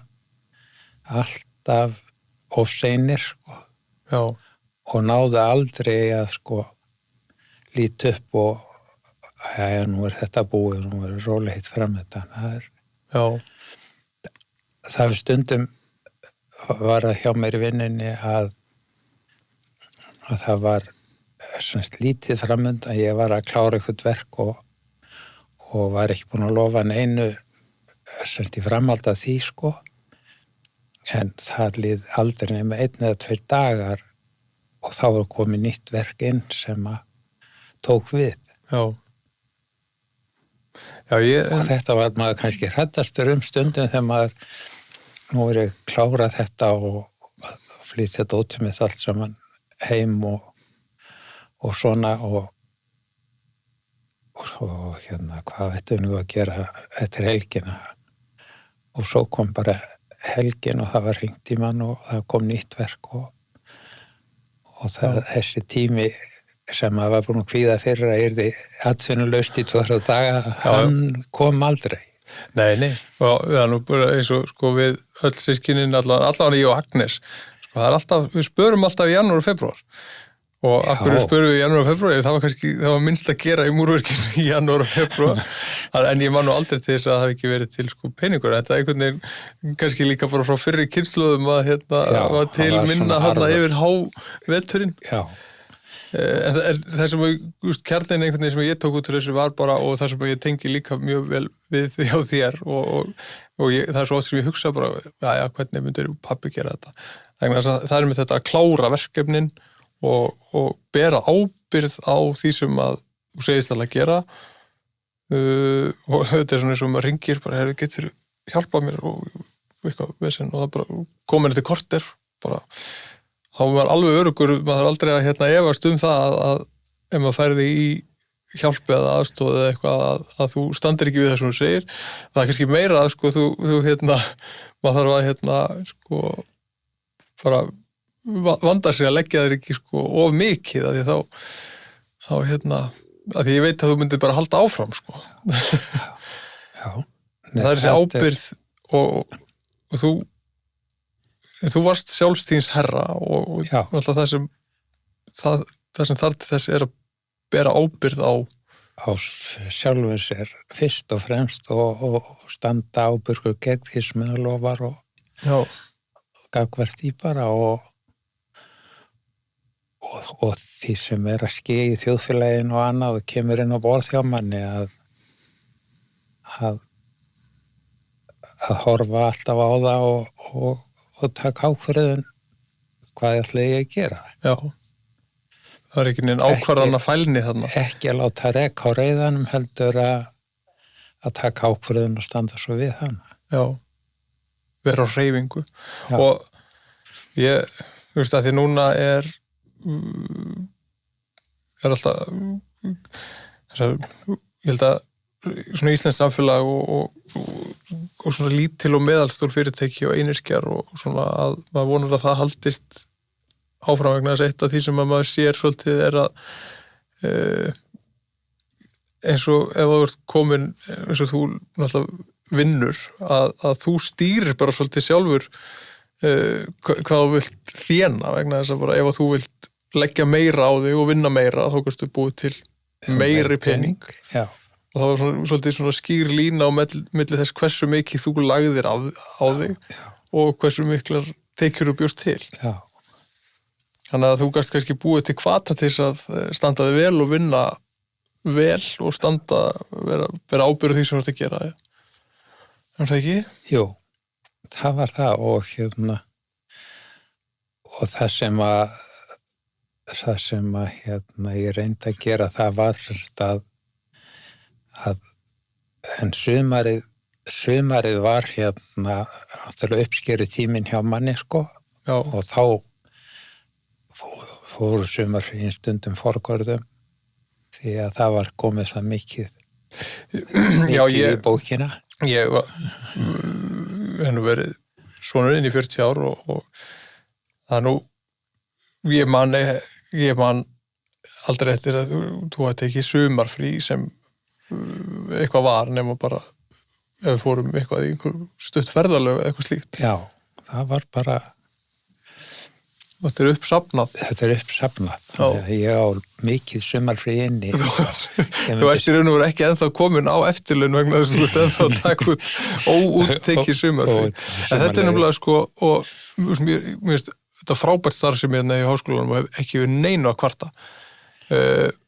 Og ég held að sko, að því mér finnst ég hafa tækifæri inn til að vinna að verkefni sem eru mikilvæg og það kemur svolítið kannski hvatningin mín, en aftur á móti þú veist þá er bara, og ég ætla ekki að kvarta yfir laununum mínum alls ekki, en eitt þannig, ég er að reyna að meina það að ég er með bara föst laun og það er náttúrulega bara mjög margir sem er í svona þekkingarstörfum og bara mjög víða þá bara ert þú ráðinn inn á mánaðarlaun og svo ertu með einhver verkefnalýsingu eða starfslýsingu eða eitthvað annað slíkt sem þeir vinna, en þú getur í raun og veru hvað ég segja, það er ef þú stendur þig sérstaklega vel eða leggur mikið á þig eða eitthvað, þá þú var ekki fjárhagslega umbun fyrir það, eða þá ef að þú sluksar eða ert ekki að standa þig að þú finnur ekki fyrir því mánaðamóti. Nei. Og ég er svona oft verið að velta fyrir mér sko með okkur mannkyninu og hvernig við erum stundum eins og hundar að elta skottið á okkur sko, við þurfum að hafa einhverja gulrætur til að elta, að ég er að spója sko, þetta er sérstakt kerfi, svona föstu sko, föst mánaðarlaun nema verkefnin séu þeim mun afmarkaðari sem þú vinnur. Já. Ég held að sé nú svolítið sko í okkur bara frá neandertalsmanninum sko, við vorum náttúrulega það þurfti að afla fæðu sko. Já. Og það er nú ennþá en nú hefur ég allt of oft heilt þá heyrt það sagt af ungu fólki og ekki ungu fólki heldur öllum að þú þurfir að taka út veikindadagana. Það sé orðið hugsunum að það sé hluti af vinnunni, það séu veikindadagarnir og þess vegna eru Reykjavík og Borg og Akureyri að kvarta undan að menn tækja út veikindadagana sína mánaðarlega. Já, það er ekki góð hugsun, sko. Ég held að það sé 10%, eða ekki svo mikið, en einhvern tímann heyrði þessari tölu kasta fram að það væri 10% starfsmanna Reykjavík og Borg sem væru veikir eða á hverjum degi væri það var ekki það mikið, 7% eða hvað ég maður ekki. Þetta er ekki ritrýndu þáttur, ég ætla ekki að googla þetta. Þið getið googlað þetta ef þið eru að hlusta á þetta. En jú, ég held að það sé viðvarandi vandamál og með veikindafjarveru. En á sama tíma þá held ég ég held að það sé ekkit endilega bara við manneskjurnar að sakast, vegna þess að ég held líka bara að þróun á vinnustöðum sérstaklega frá því að tölvunar koma inn, að í fyrsta lega þá tölvunar, ég hef sagt 30 ára gömul svona almenn notkun inn á fyrirtækjum og stofnunum, að þessi 30 ára síðan tölvur urðu almennar. Og ég held að við kunnum bara ekkert ennþá að umgangast þær, Já, það getur verið, Ég vona eftir, að þegar Alexander Maltur verið á þrítug bara, sátuði í tölvunni í 8 klukkutíma á ára. Eru þið galin? Já, það örugglega á þetta að breytast mikið og þær hafa aðra sýn á framtíðina og svoleiðis heldur en við. Ég vona það og ég vona líka bara að þær fái tækifæri til þess að einhvern veginn gera sér það líf sem að þeim langar og eins og maður horfir á þig og þig að þið náttúrulega fæðist í bjartsýni vesturveldana eftir síðari heimsstyrjöld og elst upp og þetta tengist rannsóknunum minni í tengslu meistarverkjunum mitt að þú elst upp á bara mestu gullöld mannkyns í raun og veru.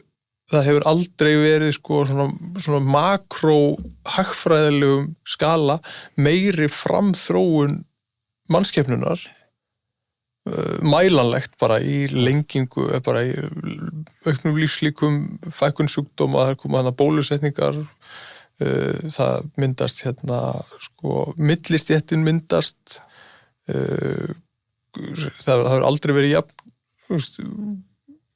við hefum aðganga að matvælum og menningu frá öllum heimshornum og þetta hefur einhvern veginn gerst allt á einni ekki einu svona hilli mannsæfi frá því að við sprengjum kjarnorkusprengju yfir það að við erum komið með gervigreind í síman okkar.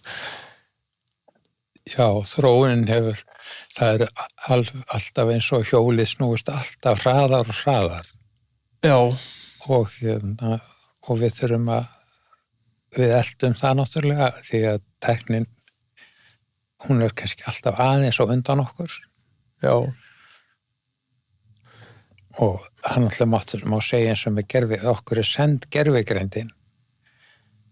Já. Og við tökum þátt í því að fullum krafti og það voru náttúrulega stjórnmálamenn sem ákváðu að taka þátt í að setja íslensku inn í gervigreindina.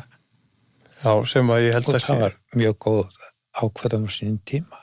Já, ég held að það sé, og ég talaði við hana, það var síðasta þætti, hlaðarprófum talaði við hana Lilju Dögg sem framkvæmdastjóri hjá Almannaróm og alveg ofboðslega flott og mikilvæg verkefni vegna þess að ég held líka og ég horfði svolítið á þetta með dætur mínar að við erum íslenskan er náttúrulega ekki bara okkar tunga og eitthvað svona sem er okkar einkenni heldur hún skýlir okkur líka vegna þess að langstærsti hluti upplýsinga óreiðunar og þessar yfirgengilega sorpi sem að internetið er mjög stöðunum hluta orðið er alltaf ensku og enska þú veist, þó að við séum flest öll reyprennandi á ensku, þá það samt ekki móðumálið okkar. Þannig að við þurfum einhvern veginn að stilla okkur á aðra tíðinni til að taka þátt í þessari vitleysu og getum svo farið aftur í íslenskuna. Já. Það er bara, það er viss vörn í því að vera með svona mál sem er fái kunna. Já. Þessi 500.000 manna kannski kann íslensku. Já, hugsa sér. Og vonandi náum við að þróa hana og þroska áfram og það sko, að öllum líkindum þá mun þetta samtal til dæmis. Þetta er bara svolítið hvað ég segja, út frá þessu samtali vegna þess að ég vinn það í gegnum gervigreind. Ég er reynda með svona lokaða þjónustu en að því að þetta fer bara út á alnetið, þá verður þetta nýtt til að þjálfa gervigreind. Já, það var nú gaman ef er haft eftir mann eitthvað á gervigreindinni sem maður hefur látið orðfalla. Já, og það er náttúrulega líka sko að því við erum hérna í mynd og með hljóð, þá er þetta sko klónarattirnar á okkur. Já, og notaðir áfram. Notaðir áfram. Þannig að við gætum í raun og veru verið með sko hérðan í frá. Þá gætum við verið með vikulega þætti. Já. Eins og við erum núna. Já. Að eilífu. Já. Þú setið hérna og rausað um mjólkubúskap á Áslagsstöðum. Já. En nei, við getum bara svona án gríns. Þetta er ekki tækni sem að kemur. Nei. Heldur þetta tækni sem er komin. Já. Kannski fáum starra til að útbúa þetta og við getum sko, að því við fórum hann til Bretlands að horfa á West Ham spila við Crystal Palace. Já, sko það var mikil upplifun að fara þessa ferð til Bretlands með ykkur alveg sér til flotta skrá og koma á Ólympíuleikvanginn og horfa á West Ham vinnarleik og 60.000 áhorfendur. Já. Það er mikil upplifun líka verið slíkrum mannfjölda. Líklegast fyrsti leikurinn sem við horfum báðir á í fullri lengd í ensku knattspyrnunni. Sennilega er það rétt, live. Live, já. Það var mjög skemmtilegt og bara umhverfið og umbúnaðurinn í kringum allt í sambandi við leikinn, hvað hann var mjög flott umgjörð. Það var vel að þessu staði. Já.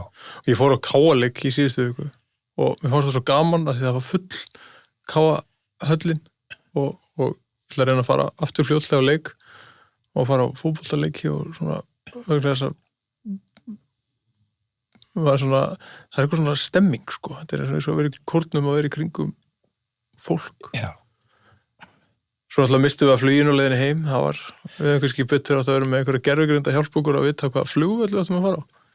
Það er nú verið sko þetta var náttúrulega hluti bara að prógraminu að gera eina vitleysu. Það er alveg leyfilegt. Það er alveg, já, ég hefði nú líklegast ekki vilja vera í þessum aðstæðum með neinur nema þér sko. Og maður þá veit rólegan með sér. Já, en eins og ég segi það sem að aldrei hefur getur komið fyrir aftur, en ég var að koma frá Ameríku og mætti á flugvéllinni í Boston og þú ættir að koma í gær, var mér sagt. Já. Og sá sem var með mér var nú læknir sem var í sérnámi í Boston einhvers staðar. Eldri dóttiðin? Nei, Nú? þetta var ungur maður. Já. Hann ætlaði að fara með mér heim og hann mætti degi og snemma. Nú, þú ert ekki komið fyrir á morgun og sætt hann og við stóðum svona horfum hvern annan og svo sagði stúlkan við diskinn að en þetta er allt í lagi, það er nóg pláss í vílinni. Já, það hefur verið reddað. Því var reddað. Upp á íslensku sko, þá var ég reddað. Já, það er eitt sem að það er eitt sem að ég er oft að tala um við eins og fyrirtækjastofnanir og svona þegar að vera að hugsa að sjálfvirknivæða eitthvað og vegna þess að sjálfvirknivæðing er frábær upp á ákveðnu marki en það verður alltaf að vera til svigrúm til að redda einhverju og auðvitað náttúrulega þarf það að vera vel skilgreint og svona en akkurat þannig er einhverjum svona aðstæður en eitthvað, dammit, ég átti að með þetta í flug í gær það er við bara reddum því og hefur vantilega þurft að borga eitthvað að þessu ekkert Nei, það var ekki þá varst búin að borga hana með að hvort þið er Já, þetta var ekkert mál en þetta er svona dæmið að maður lítur á farseðilinn og sér að maður er að koma heim sko þennan dag og þannig að leggur maður ekkert á stað fyrir en daginn sem maður á lenda í Reykjavík sko. En þannig að maður flög yfir nóttina. Já, en sko punkturinn með Vestamleiknum og þessu ævintýri okkar var sá sko að við getum alveg eins sko starri geti sett okkur í þar aðstæður við vorum að lýsa fótboltaleik eins og og við myndum þá vita allt um fótbolta bara alltaf sko. Alltaf, já. Það er bara og það er svona sko við gerum hérna innslag í Kastljósinu daginn þegar Óðins var með kynninguna og þeir þurftu að gera hann sko láta hann fá svona englavangi í lokin vegna þess að annars bara hefði enginn fattað eða sko ekki enginn, ég ætla ekki að segja enginn hefði bara langstæstu hluti fattað bara býtu þetta var ekki gervugreind vegna þess að það er það raunverulegt og það sem að mann finnst, sko, ég hef sagt þetta við marga, ég hef ekki, ég held að fólk kveiki ekki á þessu þegar ég hef minnst á þetta, að þú veist, að þetta stafræna eilífa líf, það verður bara, held ég býsna snúið, sko. Já, og það getur orðið það. Og það náttúrulega gæti orðið þannig að afkomendur okkar í 3., 4., 5. lið getur flettu kíkja hérna á þá þegar voru hérna 1925. Þú þarft ekki að fara að vitja leiði ástvina, þú bara opnar símaðan og talar við þá, sko. Já. Þú veist, að sko og mér finnst bara enginn verið að spá í þessu. Nei. Og ég hef stundu verið að spá því, sko, bara ég hef ekki komið að, sko, hvort maður ætti að, sko, vera með, maður þarf að gefa út, jafnvel, sko, leiðbenningar bara varandi, sko, stafræna fótsporum hans og hvernig, nú er þetta allt líka orðið, sko, með, maður er með þumalfingurinn á, til að komast inn í síman og svo, andlitið á sér, einhvern veginn, það er að taka steipa af andlitið á mann og klippa mann þumalinn, þannig að þetta komast inn í allt ótímans. Já. Að sko uppgjör á stafrænu lífum hans er eitthvað svona sem ég hef verið að velta fyrir mér, sko. Já, en hvernig á ég að losna við vini mína sem eru farnir til himna, sem eru enn á Facebook hjá mér? Þetta er bara stafrænt líf. Þetta er bara stafrænt líf. Það er að fara inn í allt, fortið, eða fletta yfir allt sem er gert síðan að koma á Facebook. Já. Og Facebook, náttúrulega Meta eru voru allan held ég komnum, eða Facebook sem voru komnum með það að þú getur stilt að gervigrindin myndir svara, þú myndir setja skilaboð, þá myndir gervigrindin svara fyrir þig og hún myndir bara svona svara eins og þú myndir svara út frá þinni. Já, þannig að ég get skilið eftir, sko, aftaka á gervigrindin sem að heldur áfram að svara fyrir mig. Já, það er bara vest, sko, að já, ég líklegast þá bara geti komið eitthvað róbot, sko, til þess að hjálpa mér að mála og svona. Nei, þetta er, við hlægjum að þessu, en þetta er eins og bara, sko, raunveruleiki sem að hefur ekki birst okkur vegna þess að þetta er ekki, við erum ekki farin að mæta þessu. Þetta hefur komið í svona vísindaskaldsögum og svona, þetta er svona aðrar hliðar á tækninni sem að maður er ofta að velta fyrir sér, af því ég hef ekki miklar áhyggjur af því að krakkar sér að nota GPT til að skrifa einhverja stíla eða ritgerðir. Það, sko, ég held að einfaldlega að þau munu fatta að það sé leiðilegt vegna þess að það vantar þessar fegins tilfinningu að hafa áorkað einhvern. Já, og Sem að við sækjum í. ganga frá því. En við þurfum að þjálfa það, að það þarf að, eins og þú kallaði nú oft þegar þú varst að reyna að þræla mér gegnum starffræðina því að ég var lítill að, það verður svona hugaleikfumi. Já. Það þarf að iðka hugaleikfumi. Já. En ég var að horfa á myndband frá Úkraínu, þar sem að nútíma stríðir háð. Já. Og það kom í ljós að ungar konur, þær eru flinkastar við að stjórna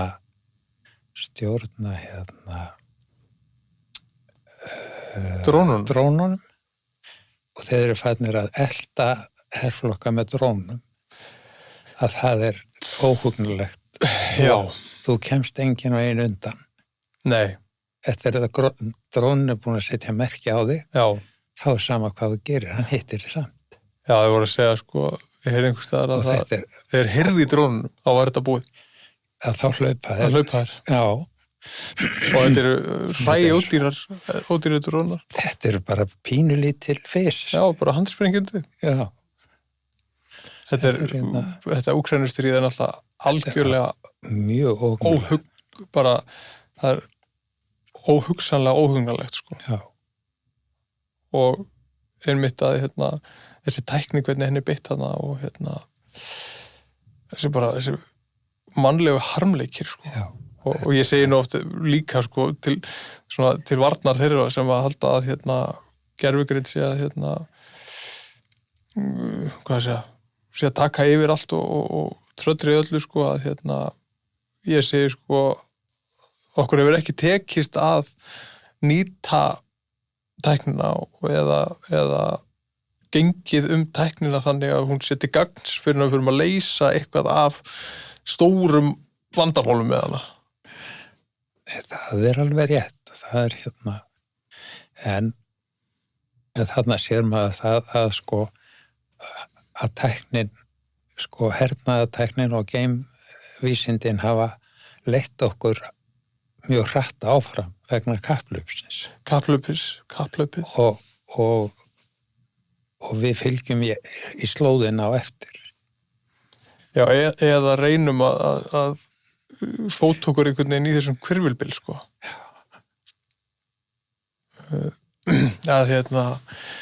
Þessi, sko, ég kom að ég kom í heimsókn í desember áður byrjaði hér að þá er ég nú bara með svona einhverjar, ég var fullur af einhvers konar framtíðar ángist. Þá var ég undirbúið mig undir þetta starf og mér finnst ég alltaf, sko, það kemur ennþá óvart hvað hægt að gera með tækninni og hversu öflugun orðin. Og þá sagðir ég að, sko, þú ólst upp við samfélag sem að, sko, upplýða áhættu og hættu og ógn af kjarnorkustyrjöld í kalda stríðinu. En einhvern veginn hafi nú tekist að svona komast hjá því og þannig gera næstu kynslóð mögulegt að takast á við sín eigin vandamál og sínar áskoranir. Að það er kannski svona einhvern veginn svona köld en raunsæ sín sem ég hef á þessi verkefni sem ég er að reyna að vinna að er að ég held að sé ansi langt í það að við munum komast að til botns í því hvað ábyrg notkun gervigreindar er eða siðferðilega notkun gervigreindar er eða hvar við höfum að nota hann og hvar við höfum að nota hann ekki. En við þurfum einhvern veginn að reyna bara að komast í gegnum þennan skafl sem við erum í núna þannig að, sko, næsta kynslóð hafi tækifæri til þess að halda áfram að reyna að gera það gott, sko. Já, ég efast nú ekkert það, sko. Þetta náttúrulega eru alltaf, sko, hvað kallaður þetta, tímarnir, sko, framundan, það væri viðsjálfverði tímar eða... Já, það er alltaf viðsjálfverði tímar. Það er alltaf verið og það er bara, kemur ný og ný áskorun með hverju ári sem kemur. En það alltaf verið, við erum nú ekki minnst á loftslagsmál, sko, Nei, en þetta svolítið sem maður hefur séð sjálfur með því að horfa út gluggan og á jökulinn sem blasir við okkur hérna í Hlíðarfjallinu og hvað fjöllin eru farin að grænka hátt upp. já, Það er breyting sem bara við horfum á dagstaglega já, og jökullin farin að slitna í sundur hérna í skálinni. já. Og eitthvað af þessu á mannavöldum og hvernig við höfum nú gengið þessa plánut okkar. Já. En svo erum við að berjast Íslendingar í að draga úr, sko, kolefnislosun og þessi 500.000 sem eru hérna sem bara, það er dropi í það haf sem að við sjáum aldrei. Nei, en samt þetta svo krabbinn, sko, þegar strákurinn í fjöru að henda kröbbum í sjóinn og það eru 1.000.000 krabbar sem hafa, sko, skólað á land og það kemur maður á hann og segir, hvers vegna er það hérna, sér ekki alltaf krabbana, þeir eru allir dauðir og þú veist að henda hérna einum og einum, já það skiptir máli fyrir hann, sko. Þannig að þú veist, þannig að ég held að, sko, ég held að við höfum bara tækifæri til þess að vera fyrirmynd í umhverfismálum og loftslagsmálum og ég held að, sko, það sé alveg ofboðslega stór tækifæri í umhverfisvænni orkuframleiðslu án þess þó að, sko, breyta landinu hreinlega í Feneyjar, sko. Já. Og ég held að sko, þó að ég held að Kárahnjúkavirkjun hafi verið, sko, alveg bara svona vel rökstudd og ég ætla ekki að fara í þá gegnum það ákvarðanatökuferli sem að fór í gegn þegar hún byggð á þeim tíma að byggja þarna upp öflugan iðnað á Austurlandi sem að byggist upp í kringum álverið, að þá held ég, sko, að það land sem að var sögt að, sko, 1000 ára verðmæti þess eru miklu verðmætara heldur en álið sem var verið framleitt í þessari álveri, sko. Já, þannig að hérna, ég var nú að mér datt nú í hug miklu nærtækari hugmynd að því við erum með virkjun hérna upp í Glerárgilinu og Glerárdal á að vera útvistasvæði, að hverju setjum við ekki smá stíplu þarna, hækkum stíplun upp í Glerárdal og búin til svona fjallavatn og bætunni við þessa útvista perlu sem Glerárdalurinn er. Já. En ég fæ ekki mikinn hljómgrunn fyrir þær skoðanir. Nei, það er nú líka, svo, ég hef ekki fengið mikinn hljómgrunn, sko, þetta er náttúrulega ekki skoðun, þetta er hugmynd. Og þetta er eins og þú ert með hugmynd að hækka stífluna og ég er með hugmynd að hérna, við þurfum að selja vaðlagagöngin. Við þurfum að selja auðkýfingum vaðlagagöngin sem svona dómstags byrgi. Þannig að hér er alþjóðaflugvöllur. Svo myndir þú bara kaupa þér hérna, svo er bara hérna einhvers staðar geymsla hérna fyrir hérna hjólhýsi. Svo ef eitthvað gerist þá geta hérna þessir moldríkt fólk seljum hérna stæðið á 10 milljarða eða eitthvað og getur selt kannski einhver stæði. Svo er eitthvað svona áætlun með það eru bara sett tappar í sitt hvern endan á göngur vegna þess að þetta með heitt og kalt vatn, útrunni hreint súrefni úr vatninu og ég held að við getum selt, sko, einhverjum ólíkörgum út í heimið þetta að hérna þeir getu upplifað sér örugga vegna þess að þeir, ef eitthvað gerist að þá geta þeir, sko, flogið til Íslands og búið inn í fjalli. Já, þetta er nú, mér er ekki dottið þetta, þannig er allt til alls. Það er allt til alls. Já, það er þetta framlega raforkur heita vatninu og allt. Það var að byggja upp, sko, sjálfbært samfélag inn í þessum göngum. En ég held að ég veri frekar til í að vera, sko, fara með heimsendarum heldur en að búa inn í fjalli. Af því það er þetta að halda, við getum með það að halda árum að sitja í þessum sófum og tala, sko, þó að heimsendarin sé langur liðin. Já, við erum inn í fjallinu og... Já, við getum haldið árum að lýsa leikjum með Vestham. Já. En þetta er hérna, sko, gervigreind og samfélagið og gervigreind og lífið einhvern veginn bara tæknin og lífið og ég held oft einhvern veginn að maður horfir líka svolítið tilbaka til þessar raunveruleika sem að þú elst upp í og hugsa að þetta var nú mikið var þetta nú allt einfaldara einhvern veginn og betra þarna í gamla daga en ég held hins vegar við séum með skakka mynd af því. Ég held að, já, svona fortíða þráin það sé ekki rétt mynd, heldur að það sé einhver mynd sem að við höfum gert okkur. Það einhverju hugmyndir einfaldara samfélag. Einfaldara samfélag. Já. Að því aldrei hugsa við, já, mikið verður þetta nú flókið og erfitt hjá þessum sem að verða hérna til 100 ára eða 50 ára. Þetta er bara já, sko, ef við lítið 50 ára eftir í tíman, sko, til 75. Já. 10 árum áður en þú fæðist, sko. Já. Þá er ég ennþá með bara borðsíman með skífu og hringi í hádeginu og skipulegg það sem þarf að útrétta. Já. Og nota hádegismatinn í það og svo fer ég eftir í vinnuna og held áfram og það náttúrulega sko þá sem þeir aðeins sem ég talaði við sko og ákvað með að það náttúrulega standast annars hrynur allt systemið sem að gengur á. Já, það er ekki þetta að ná áneinum. Það er ekki þetta að ná áneinum. Ég bara steipubíllinn kemur 4:00 sko og svo bara verður maður vona það að komi 4:00 eða rúmlega 4:00. Já. Það annars þessi fáu skipti sem maður sáði eitthvað hérna verða órólegan eða eitthvað hafa steypustressið sko. Einu skiptin. Já, ég var nú að reyna samt að vera sem minnst stressaður yfir þessu en þetta er sama, þetta Svo tengi ég nefnilega bara samt við það sko eftir að þegar ég var stjórnandi í slökkviliðinu og var að stýra einhverju vettvangi og við vorum að steypa, ég man nú alltaf hérna þegar hann hékk utan á sílóinu hérna steypubílstjórinn sko, við vorum kannski að stilla sig sem var ekki búið að setja enda á. Nei. Það var kannski hérna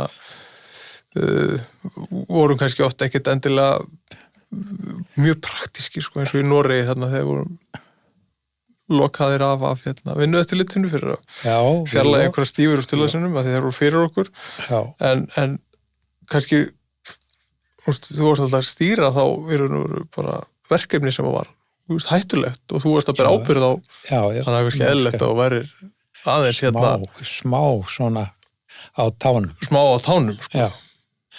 Maður skildi ekkert hvað stressi í kallinum hékk maður hérna þegar maður fekk sílóðið í fangið hérna steifubílstjórinn og fór hérna í sandbingin sem við vorum búin að sikta það var mjúkur sandur ekki steinvala í honum ekki steinvala sikta, þess er svona góður í öxlun aldrei fundið til í öxlun kannski fá ástróðsastöðum með vöðabólgu að fá eitt kar af sandi og þannig siktaði nokkur sinni ekki opna líkamsrættastöð gæti verið annars hérna ég er alveg hissa og þeir eru nú hættir því á Kleppi sko, annars má ekki segja þetta sko að það kom eitt sem hafi verið á Kleppi liðið eitthvað illa og hvað voru þeir látni gera á Kleppi ekki liggur bara í rúminu, nei það er hérna það er sandur niður í kjallara og við förum niður á mótnana og mókum við fötur og berum upp á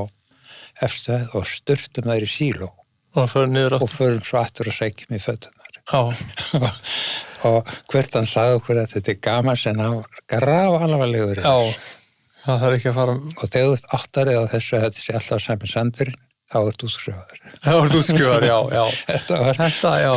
þetta hefur verið það voru hérna, ég man þegar ég og Bjarni vorum í hérna Tælandi eða Malasíu vorum í Malasíu fórum í hérna Batu hof og það er svona hof hindúa og það er sko rosalega langa tröppur alveg bara sko 5 sinnum kirkjutröppurnar eða eitthvað brattari og eldri og styttri og allt verra við þær og neðst neðst við tröppurnar þar var stór sandhaugur og fullt af fötum og við náttúrulega heldum það að þetta væri eitthvað sko pílagrímaferð og Bjarni náttúrulega var í múrverkinu hjá þér stund og vorum eða vissum það að þetta hlýtt að vera eitthvað sko, þetta voru 25 lítra fötur að bera sandinn upp þessa tröppur hlýtt að vera bara eitthvað, maður fengi eitthvað ægilega blessun ef maður myndi framkvæma þessa þrekraun í 30 stigi hita og þannig að við fylltum fötunar og bárum þar upp og þetta var þræla erfitt og héldum svo að okkar biði því blessun á endanum. Nei, það biði okkar bara sko múrar með steypurörvel og settu þetta upp sko til þess að láta ferðamennina bera sandinn. Já, þeir hafa haft hugarflug til þess að nota sko ferðaþjónustuna. Já, þetta var sko, þarna var búið að virkja ferðaþjónustuna. Þannig að sko uppbygging ferðamannastaðana sko, kannski þyrftu við bara að setja hamra og nagla og skóflur og eitthvað svona við og bara einhverja teikningu og fá bara ferðamennin til þess að vinna. Byggja upp innviðina. Kannski var líka bara einhver svona og svona viðburðir í leiðinni. Ætli það megi nokkuð. Nei, þetta það er náttúrulega svona smá gerir stóra hugmynd sko að veruleika. Já, og náttúrulega bara, það er frábært að sjá víða hvað sjálfboðaliðar og annað er að gera og ég vona að bara eins og þú ert í sjálfboðaliði hjá Rauða krossinum og ég hef nú verið sjálfboðaliði eins og víða og finnst það mjög skemmtilegt að sko, það skemmtilegasta eiginlega sem að mér finnst einhvern veginn að takast á við og gera er að þegar maður getur einhvern veginn látið gott af sér leiða og líður manni vel með það. Já, það er nú sem við þykist verið að gera hjá Rauða krossinum að skapa smá verðmæti og endurnýta það sem er vel nýtanlegt og koma því aftur í hringrásina. Já. Og svo að hjálpa þeim sem hjálpar þurfi og þurfa stuðning. Já. Því að peningar eru ekki allt sem að gera gæfuminn og oft það bara samveran við fólk og samtalið. Samtalið, já. Ég hef sagt sko stundum að ég hef búið til þetta hlaðvarp. Það var ekki til þess að afla mér 1000 hlustana vegna þess að þá myndi ég hafa þetta hlaðvarp allt öðruvísi. Þá myndi ég vera með reyna að stilla ég myndi líklega sko nota ég nota aldrei gervigreit áður en ég tek upp hlaðvarp. Ég er ekkert búin að eina sem ég gerði var að ég ég gerði fór aðeins yfir tímalínu í tækniþróunar í gegnum frá 1947 til dagsins í dag.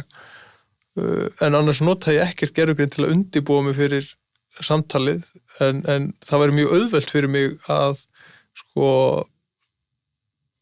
stilla upp og ákveða efni hlaðvarpsins og spurningar sem ég geti sett fram með það marki að fá fleiri áhörundur og líklegast sko það best ef að ég myndi sko vinna þig einhvern veginn á mitt band og við myndum fara að hneykslast á einhverju saman sko.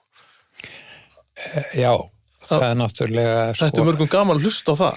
Já, og ef við segjum ljótarsögur og því ljótari því betra. Já, og myndum býstnast yfir hlutunum. Já, en ég hef alltaf trú á því að eins og með stjórnmálarmenn sem fá það nú óþvegið alltaf og óverðskuldað að þeir eru nú samt að reyna að gera sitt besta. Ég vona það. Og þeir geta bara verið ánægðir með það en niðurrifsöflin eru mjög sterk. Já. Og eru vinsælust öflin. Já, við tengjum við það og maður þarf að vera reyna einhvern veginn að sko bólusetja sig við því að mann finnst oft ótrúlega auðvelt að vera sammála einhverjum sem að hneykslast. Já, þetta er nú meiri vitleysan.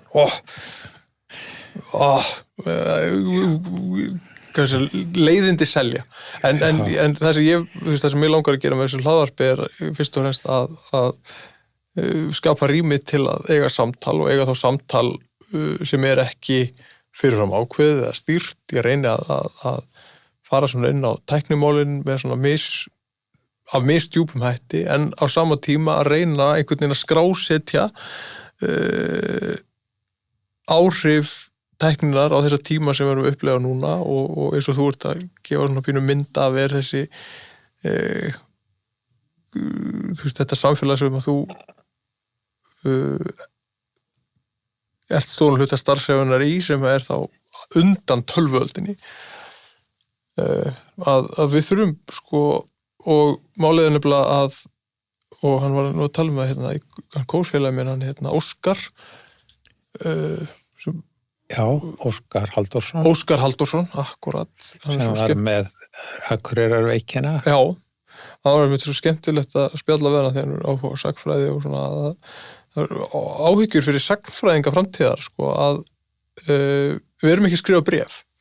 Nei. Við skrifum Facebook statusa og Instagram sögur og við erum með og þannig að ef að það að hafa við erum einhverja sagnfræði af þessum tímum sem við erum að lifa núna og ég er að segja við fólk að við eigum að skrásetja þetta núna vegna þess að við erum fyrst að kynslóðin sem tekst á við það að búa með gervigreind.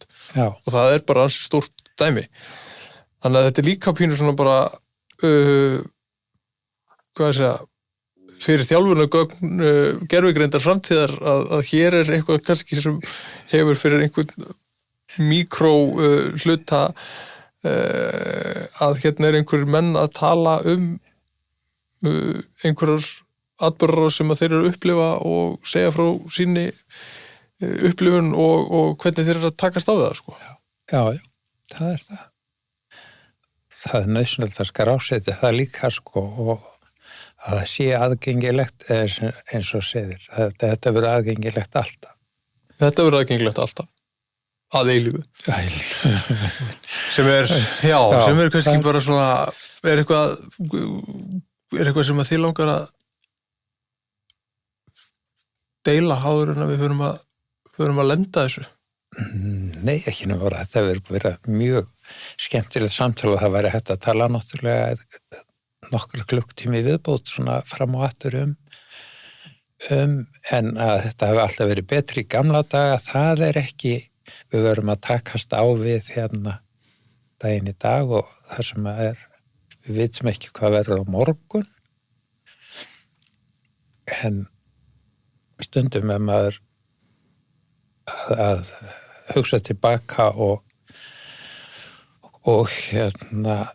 atburð sem er mjög minnistæður ekki fyrsta má segja brúðkaupsferðin okkar var til London og þar lentum við í því að það var ráðist inn í Ungverjaland á sama tíma Tékkóslóvakíu og Dubček tekinn að landum það var bylting eða rússneski herinn tók yfir og það var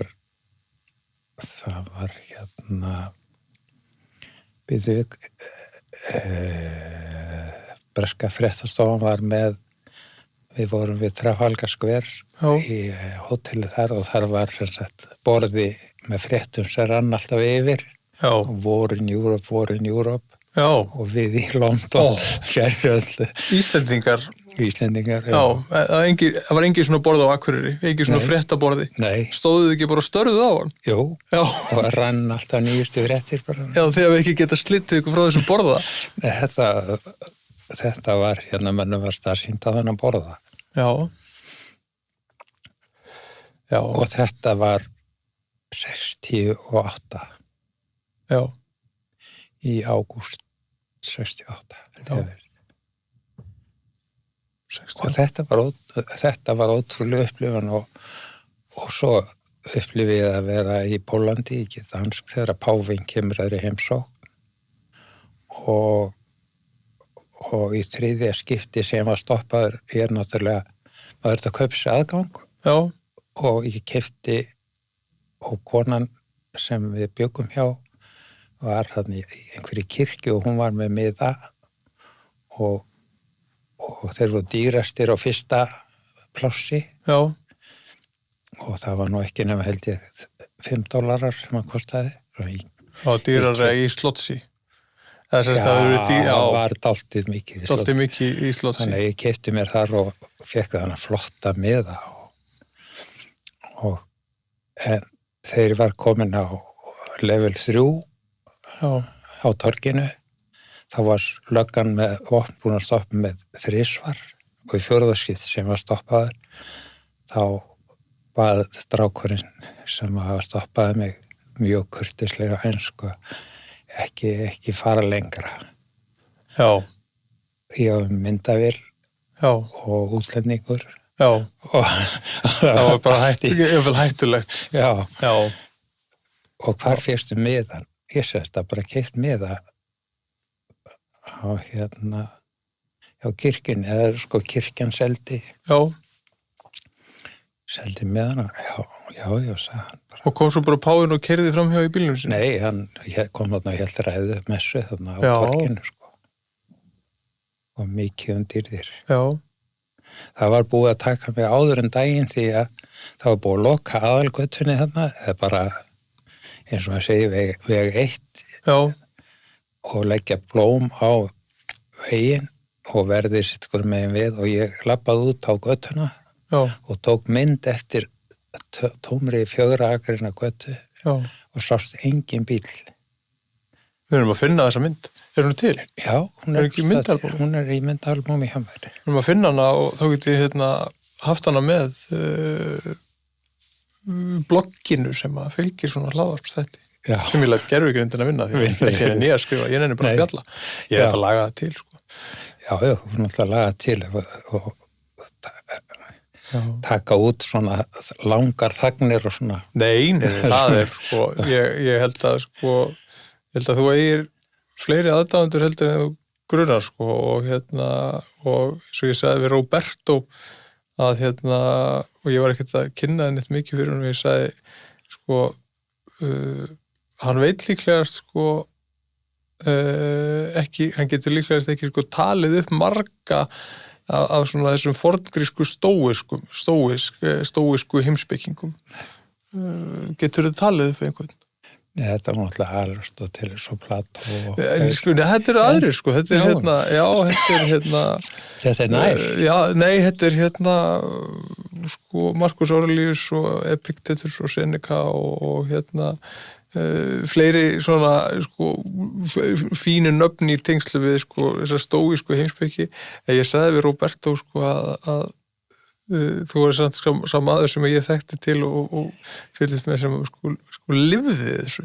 Þessari stóísku heimspeki og það var svo gaman að því hann er nú doktor í sálfræði. Ég held að hann hafi verið alveg hjartanlega sammála mér eftir þessu upplifun að hafa búið inn á heimilinu að fundi fyrir þessar ró sko. Og það finnst mér líka svo dýrmætt fyrir sko, bæði fyrir mig af því ég er náttúrulega finna þjálfa upp þessar ró og líka fyrir sko stúlkurnar að það er ekki, maður veit að það er ekki að fara með afarsýnum að ég láta út í neina vitleysu sko, kenna þeim að vera hæglátar sko, og vera þær sjálfar. Já. Það er það, nei, hann var alveg einstaklega hlýr persónuleiki og mjög gaman að tala við hann og við áttum ég bauð honum fyrsta morgun sem hann vaknaði í morgunkaffi inn og við sátum 2 saman og drukkum morgunkaffi og ristabrauð og svona. Og það fór mjög vel á með okkur. Ég fann það að þetta var mikill svona mannvinur og mjög fróður og gaman að spjalla við hann. Hafði góða nervur. Góða nervur og góða útgeislun og svoleiðis. Já. Og ég mitt sagði við að því að þau voru svona, þegar mamma var brotið stressuð taka á mót hún, ég sagði Já. þetta verður ekkert mál, sko, bara Nei. leiða að kemur, sko. Hún var nú búin að fara marga ringi áður en að... Já, og en hann mitt sagði þetta, sko, honum að þó þessar morgunstundir eru svo góðar og svo hafa hann einhvern tímann sagt að því að sko Sikiley, þegar ég var í heimsókn þá þurfti ég að venjast það að allt var kannski svona frá hálftíma til 2 tímum á undan eða eftir áætlun, aðalega á undan áætlun, þá misti ég að matnum. En ef maður var svo býð eftir einhverju, þá hefði viljað fresta þetta mjög lengur og svo sagði hann að hann hefði tíðan, þú hefði bóðið mig morgunkaffi og hann hefði sagt já og svo kemur Georgi og sækir mig 7:30 að þú hefði sagt ég við skulum hittast kl. 8 og drekka morgunkaffi. Þá sagt ég þá er nú best að við hittumst sko 7:45 við þurfum að eiga sko stund. Hann sagði þetta væri náttúrulega bara alveg sko frábært sko að eiga svona morgun, rólegan morgun. En það er það er nú sko eins og ég segi, eins og þú sagði, við getum setið hérna og haldið áfram að tala saman út í marga klukktíma og það er aldrei vitað nema að við bara gerum þetta aftur. Sko. Já, það væri náttúrulega gott að gera þetta aftur og fylla í eyðurnar sem eru. Já, fyllum í eyðurnar. Og það náttúrulega er margt sem að má segja frá og hvernig var þegar ég var að alast upp og til dæmis sko að þeir eru nú að tala vindmyllur í dag og að á Áslósstöðum stóð vindmylla vestan við bæinn á Staur, tréstaur og hún framleiddi 32 volta rafmagn eða 32 volta spennu. Spennu, já. En hún fauk í einu vestanveðrinu sko var ekki endurreist aftur því að spaðarnir og það brotnaði alveg í spón. Var það á timbrið það? Já. Þetta var timburspaðar en við sem með svona blikki á. Framsæknir. En þetta var spaði sem var 3 metrar í milli enda sko. Já. Og hún hefur farið í Suðvestanroki. Suðvestanroki, já. Og þá var rafmagnið ekki komið sko frá Rafveitu ríkisins og þá var sem sagt dísilvél. Já. Og hún var með svona maður trekktan í ganga sem maður segir, maður opnaði sko fyrir ventlana og snýrinn að stað, sko, það var svinghjól á henni og svo lokaði maður og þá átt hún að fara í gang, sko. Já, veitu, sko, talandur rafstöðar, þá verður að rifja upp einu sögu að ég segi alltaf þessu sögu þegar að keyra til Reykjavíkur. Þegar maður keyrir upp á Öxnadalsheiðina, þá var endurvarpið þarna uppi, varstu ekki að vinna að steypa hann? Jó, og múreinan og ganga frá henni. Já, ganga frá henni, og þið bygguð, sko, ég veit ekki... Gamla húsinu.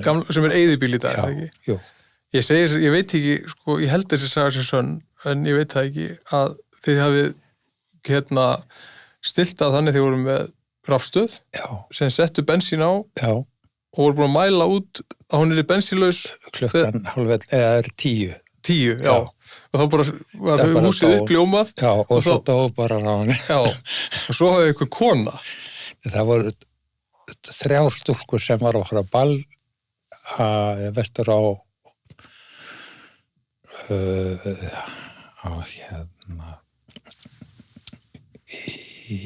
hvað heitir nú samkomús nei, styttur að Skagafjörður. Ég er ekki kunnugur staðáttum í Skagafjörðinu. Nei, en Valaskjálf. Nei, það er austan. Það er austan? Já. Það kemur. Já. Og það hefði punktir að hjá bílir, það voru fullsagan. Já. Það hefði punktir að hjá bílinn. Sprungið ekki, já. Það er punktir að miklu betra orð. Já. Og þær eru stoppu upp á vegi og sjá að það er ljós í þessu húsi. Já. Og sem hver aðra, nú förum við og böngum upp á þarna. Já. Og við erum búin að sjá það að það er bíl með ljósum semst þarna við sko akarinn aða til okkar. þetta kvöld og það myrkur. Já, þetta var rétt fyrir 10 Já, og svo erum við ekkert að hugsa það meir, sko. Og svo bara slokna ljósin hjá okkur og það líður svona hálftími allt í kolniðið myrkri, sko. já, Þá bankað. Voðalega varlega. já, Það er best að drífa sig og harði dyra. Ég drífi upp og fetti dyra og opna og þar standa 3 stúlkur skelfingu losnar. já, Svo þessi verður búin að vera hvort það getur fengið hjálp. já, Það verður búndir að hjá þeim og það næði ekki dekkin af. Og það verður engin bíll búin að koma. Og já, alveg sjálfsagt að gera það. Við nefnilega vorum á leiðinni labbandi til ykkar, þá sloknuðu ljósin já, og þá hlupum við inn í bíla. hlupin í bíla þegar, já. Þetta, ég veit sko bara að það getur verið svo mikið myrkur þetta í Öxladalum. Svo hefur verið að labba upp að uppljómuðu húsi og svo bara hverfur ljósið allt á sama tíma. Bara rafmagninu bara sleið út. Já. Þetta hlýtur að ég hefði líka hlaupið tilbaka á hæðinni bíl, sko. Og hugsað mér og talið við kjark. Já, en við drifum okkur á fætur og fórum út og skrúðum á hitt dekkið og þær fóru. En ég heldur hafi verið ennþá með hjartslátt eða fóru burt. Já, Þetta er svona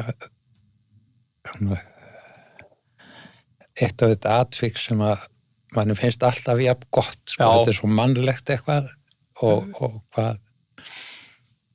Þetta er frábær saga, sko. Já. Þannig að það er nefnilega margt og við hefum margar góða sögur sem við hefum búið til saman og eigum eftir að búa til margar viðbót og þetta hlaðvarp er nú bara ein svona viðbót í þessar sögur, sko. Já, þetta er svona byrjunin.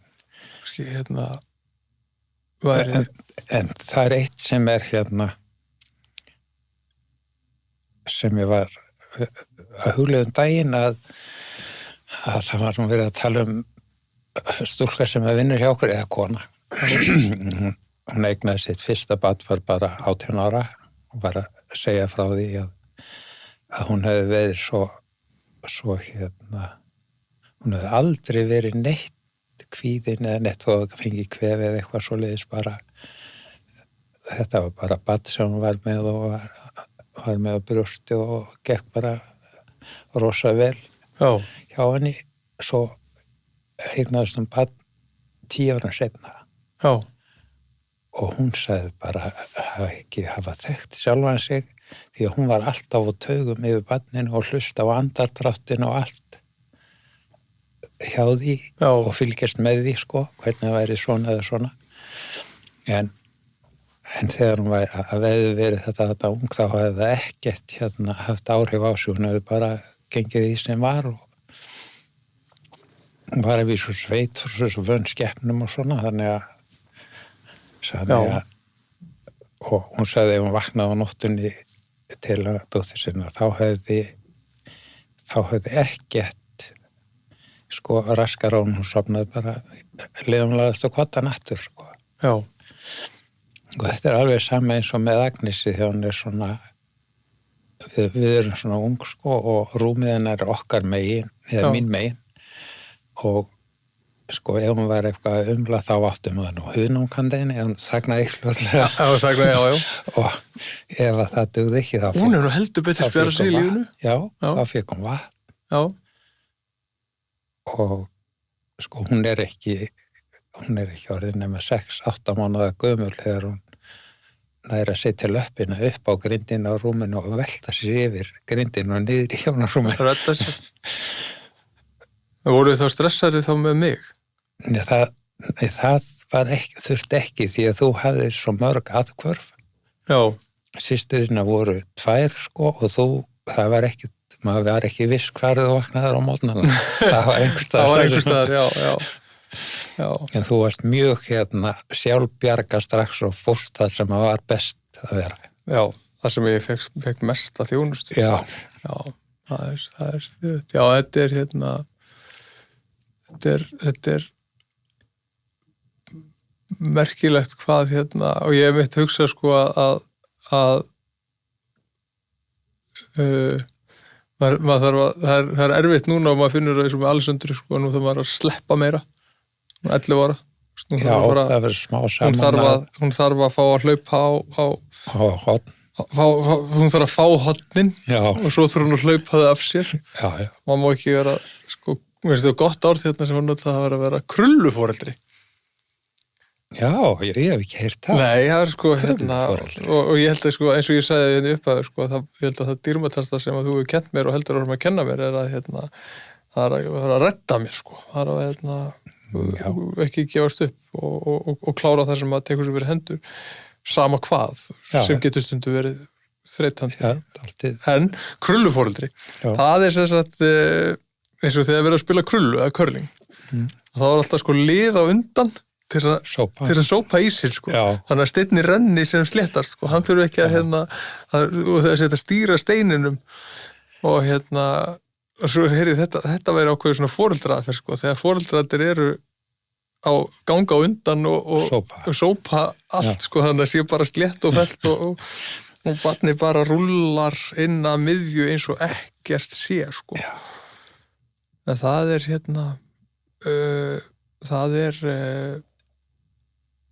auðvitað þarf bara að styðja við og hjálpa þau og það er ekki bara það er ekki gott að taka bara hákarla í jörunda og senda þau í fóstur út á Látra sko. Alexander er jafn gömul held ég núna, eða hvort hann hefur verið 9 ára þegar hákarla í jörundur var sendur í fóstur út á Látra og ég myndir ekki leggja það á dóttur mína sko. Það þarf að finna eitthvað jafnvægi. Já, það er það. Og jafnvægi. En ótrúlegt hvað þið lifið af samt. Sumir. Já. Ekki allir. Nei. Það er nefnilega líka málið með gamla daga sko, að þeir hörðustu lifið af. Já, þetta var svona náttúruval. Náttúruval, já.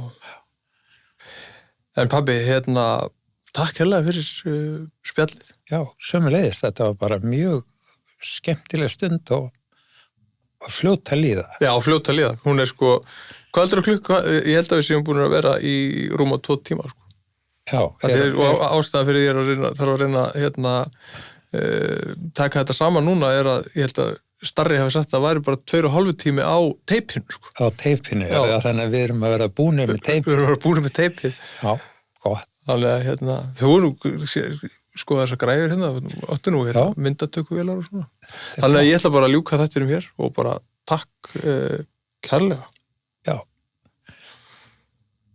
Takk fyrir mig. Þetta er búið að vera bara mjög skemmtileg umræða og kannski gerum við næsta þátt bara. Já,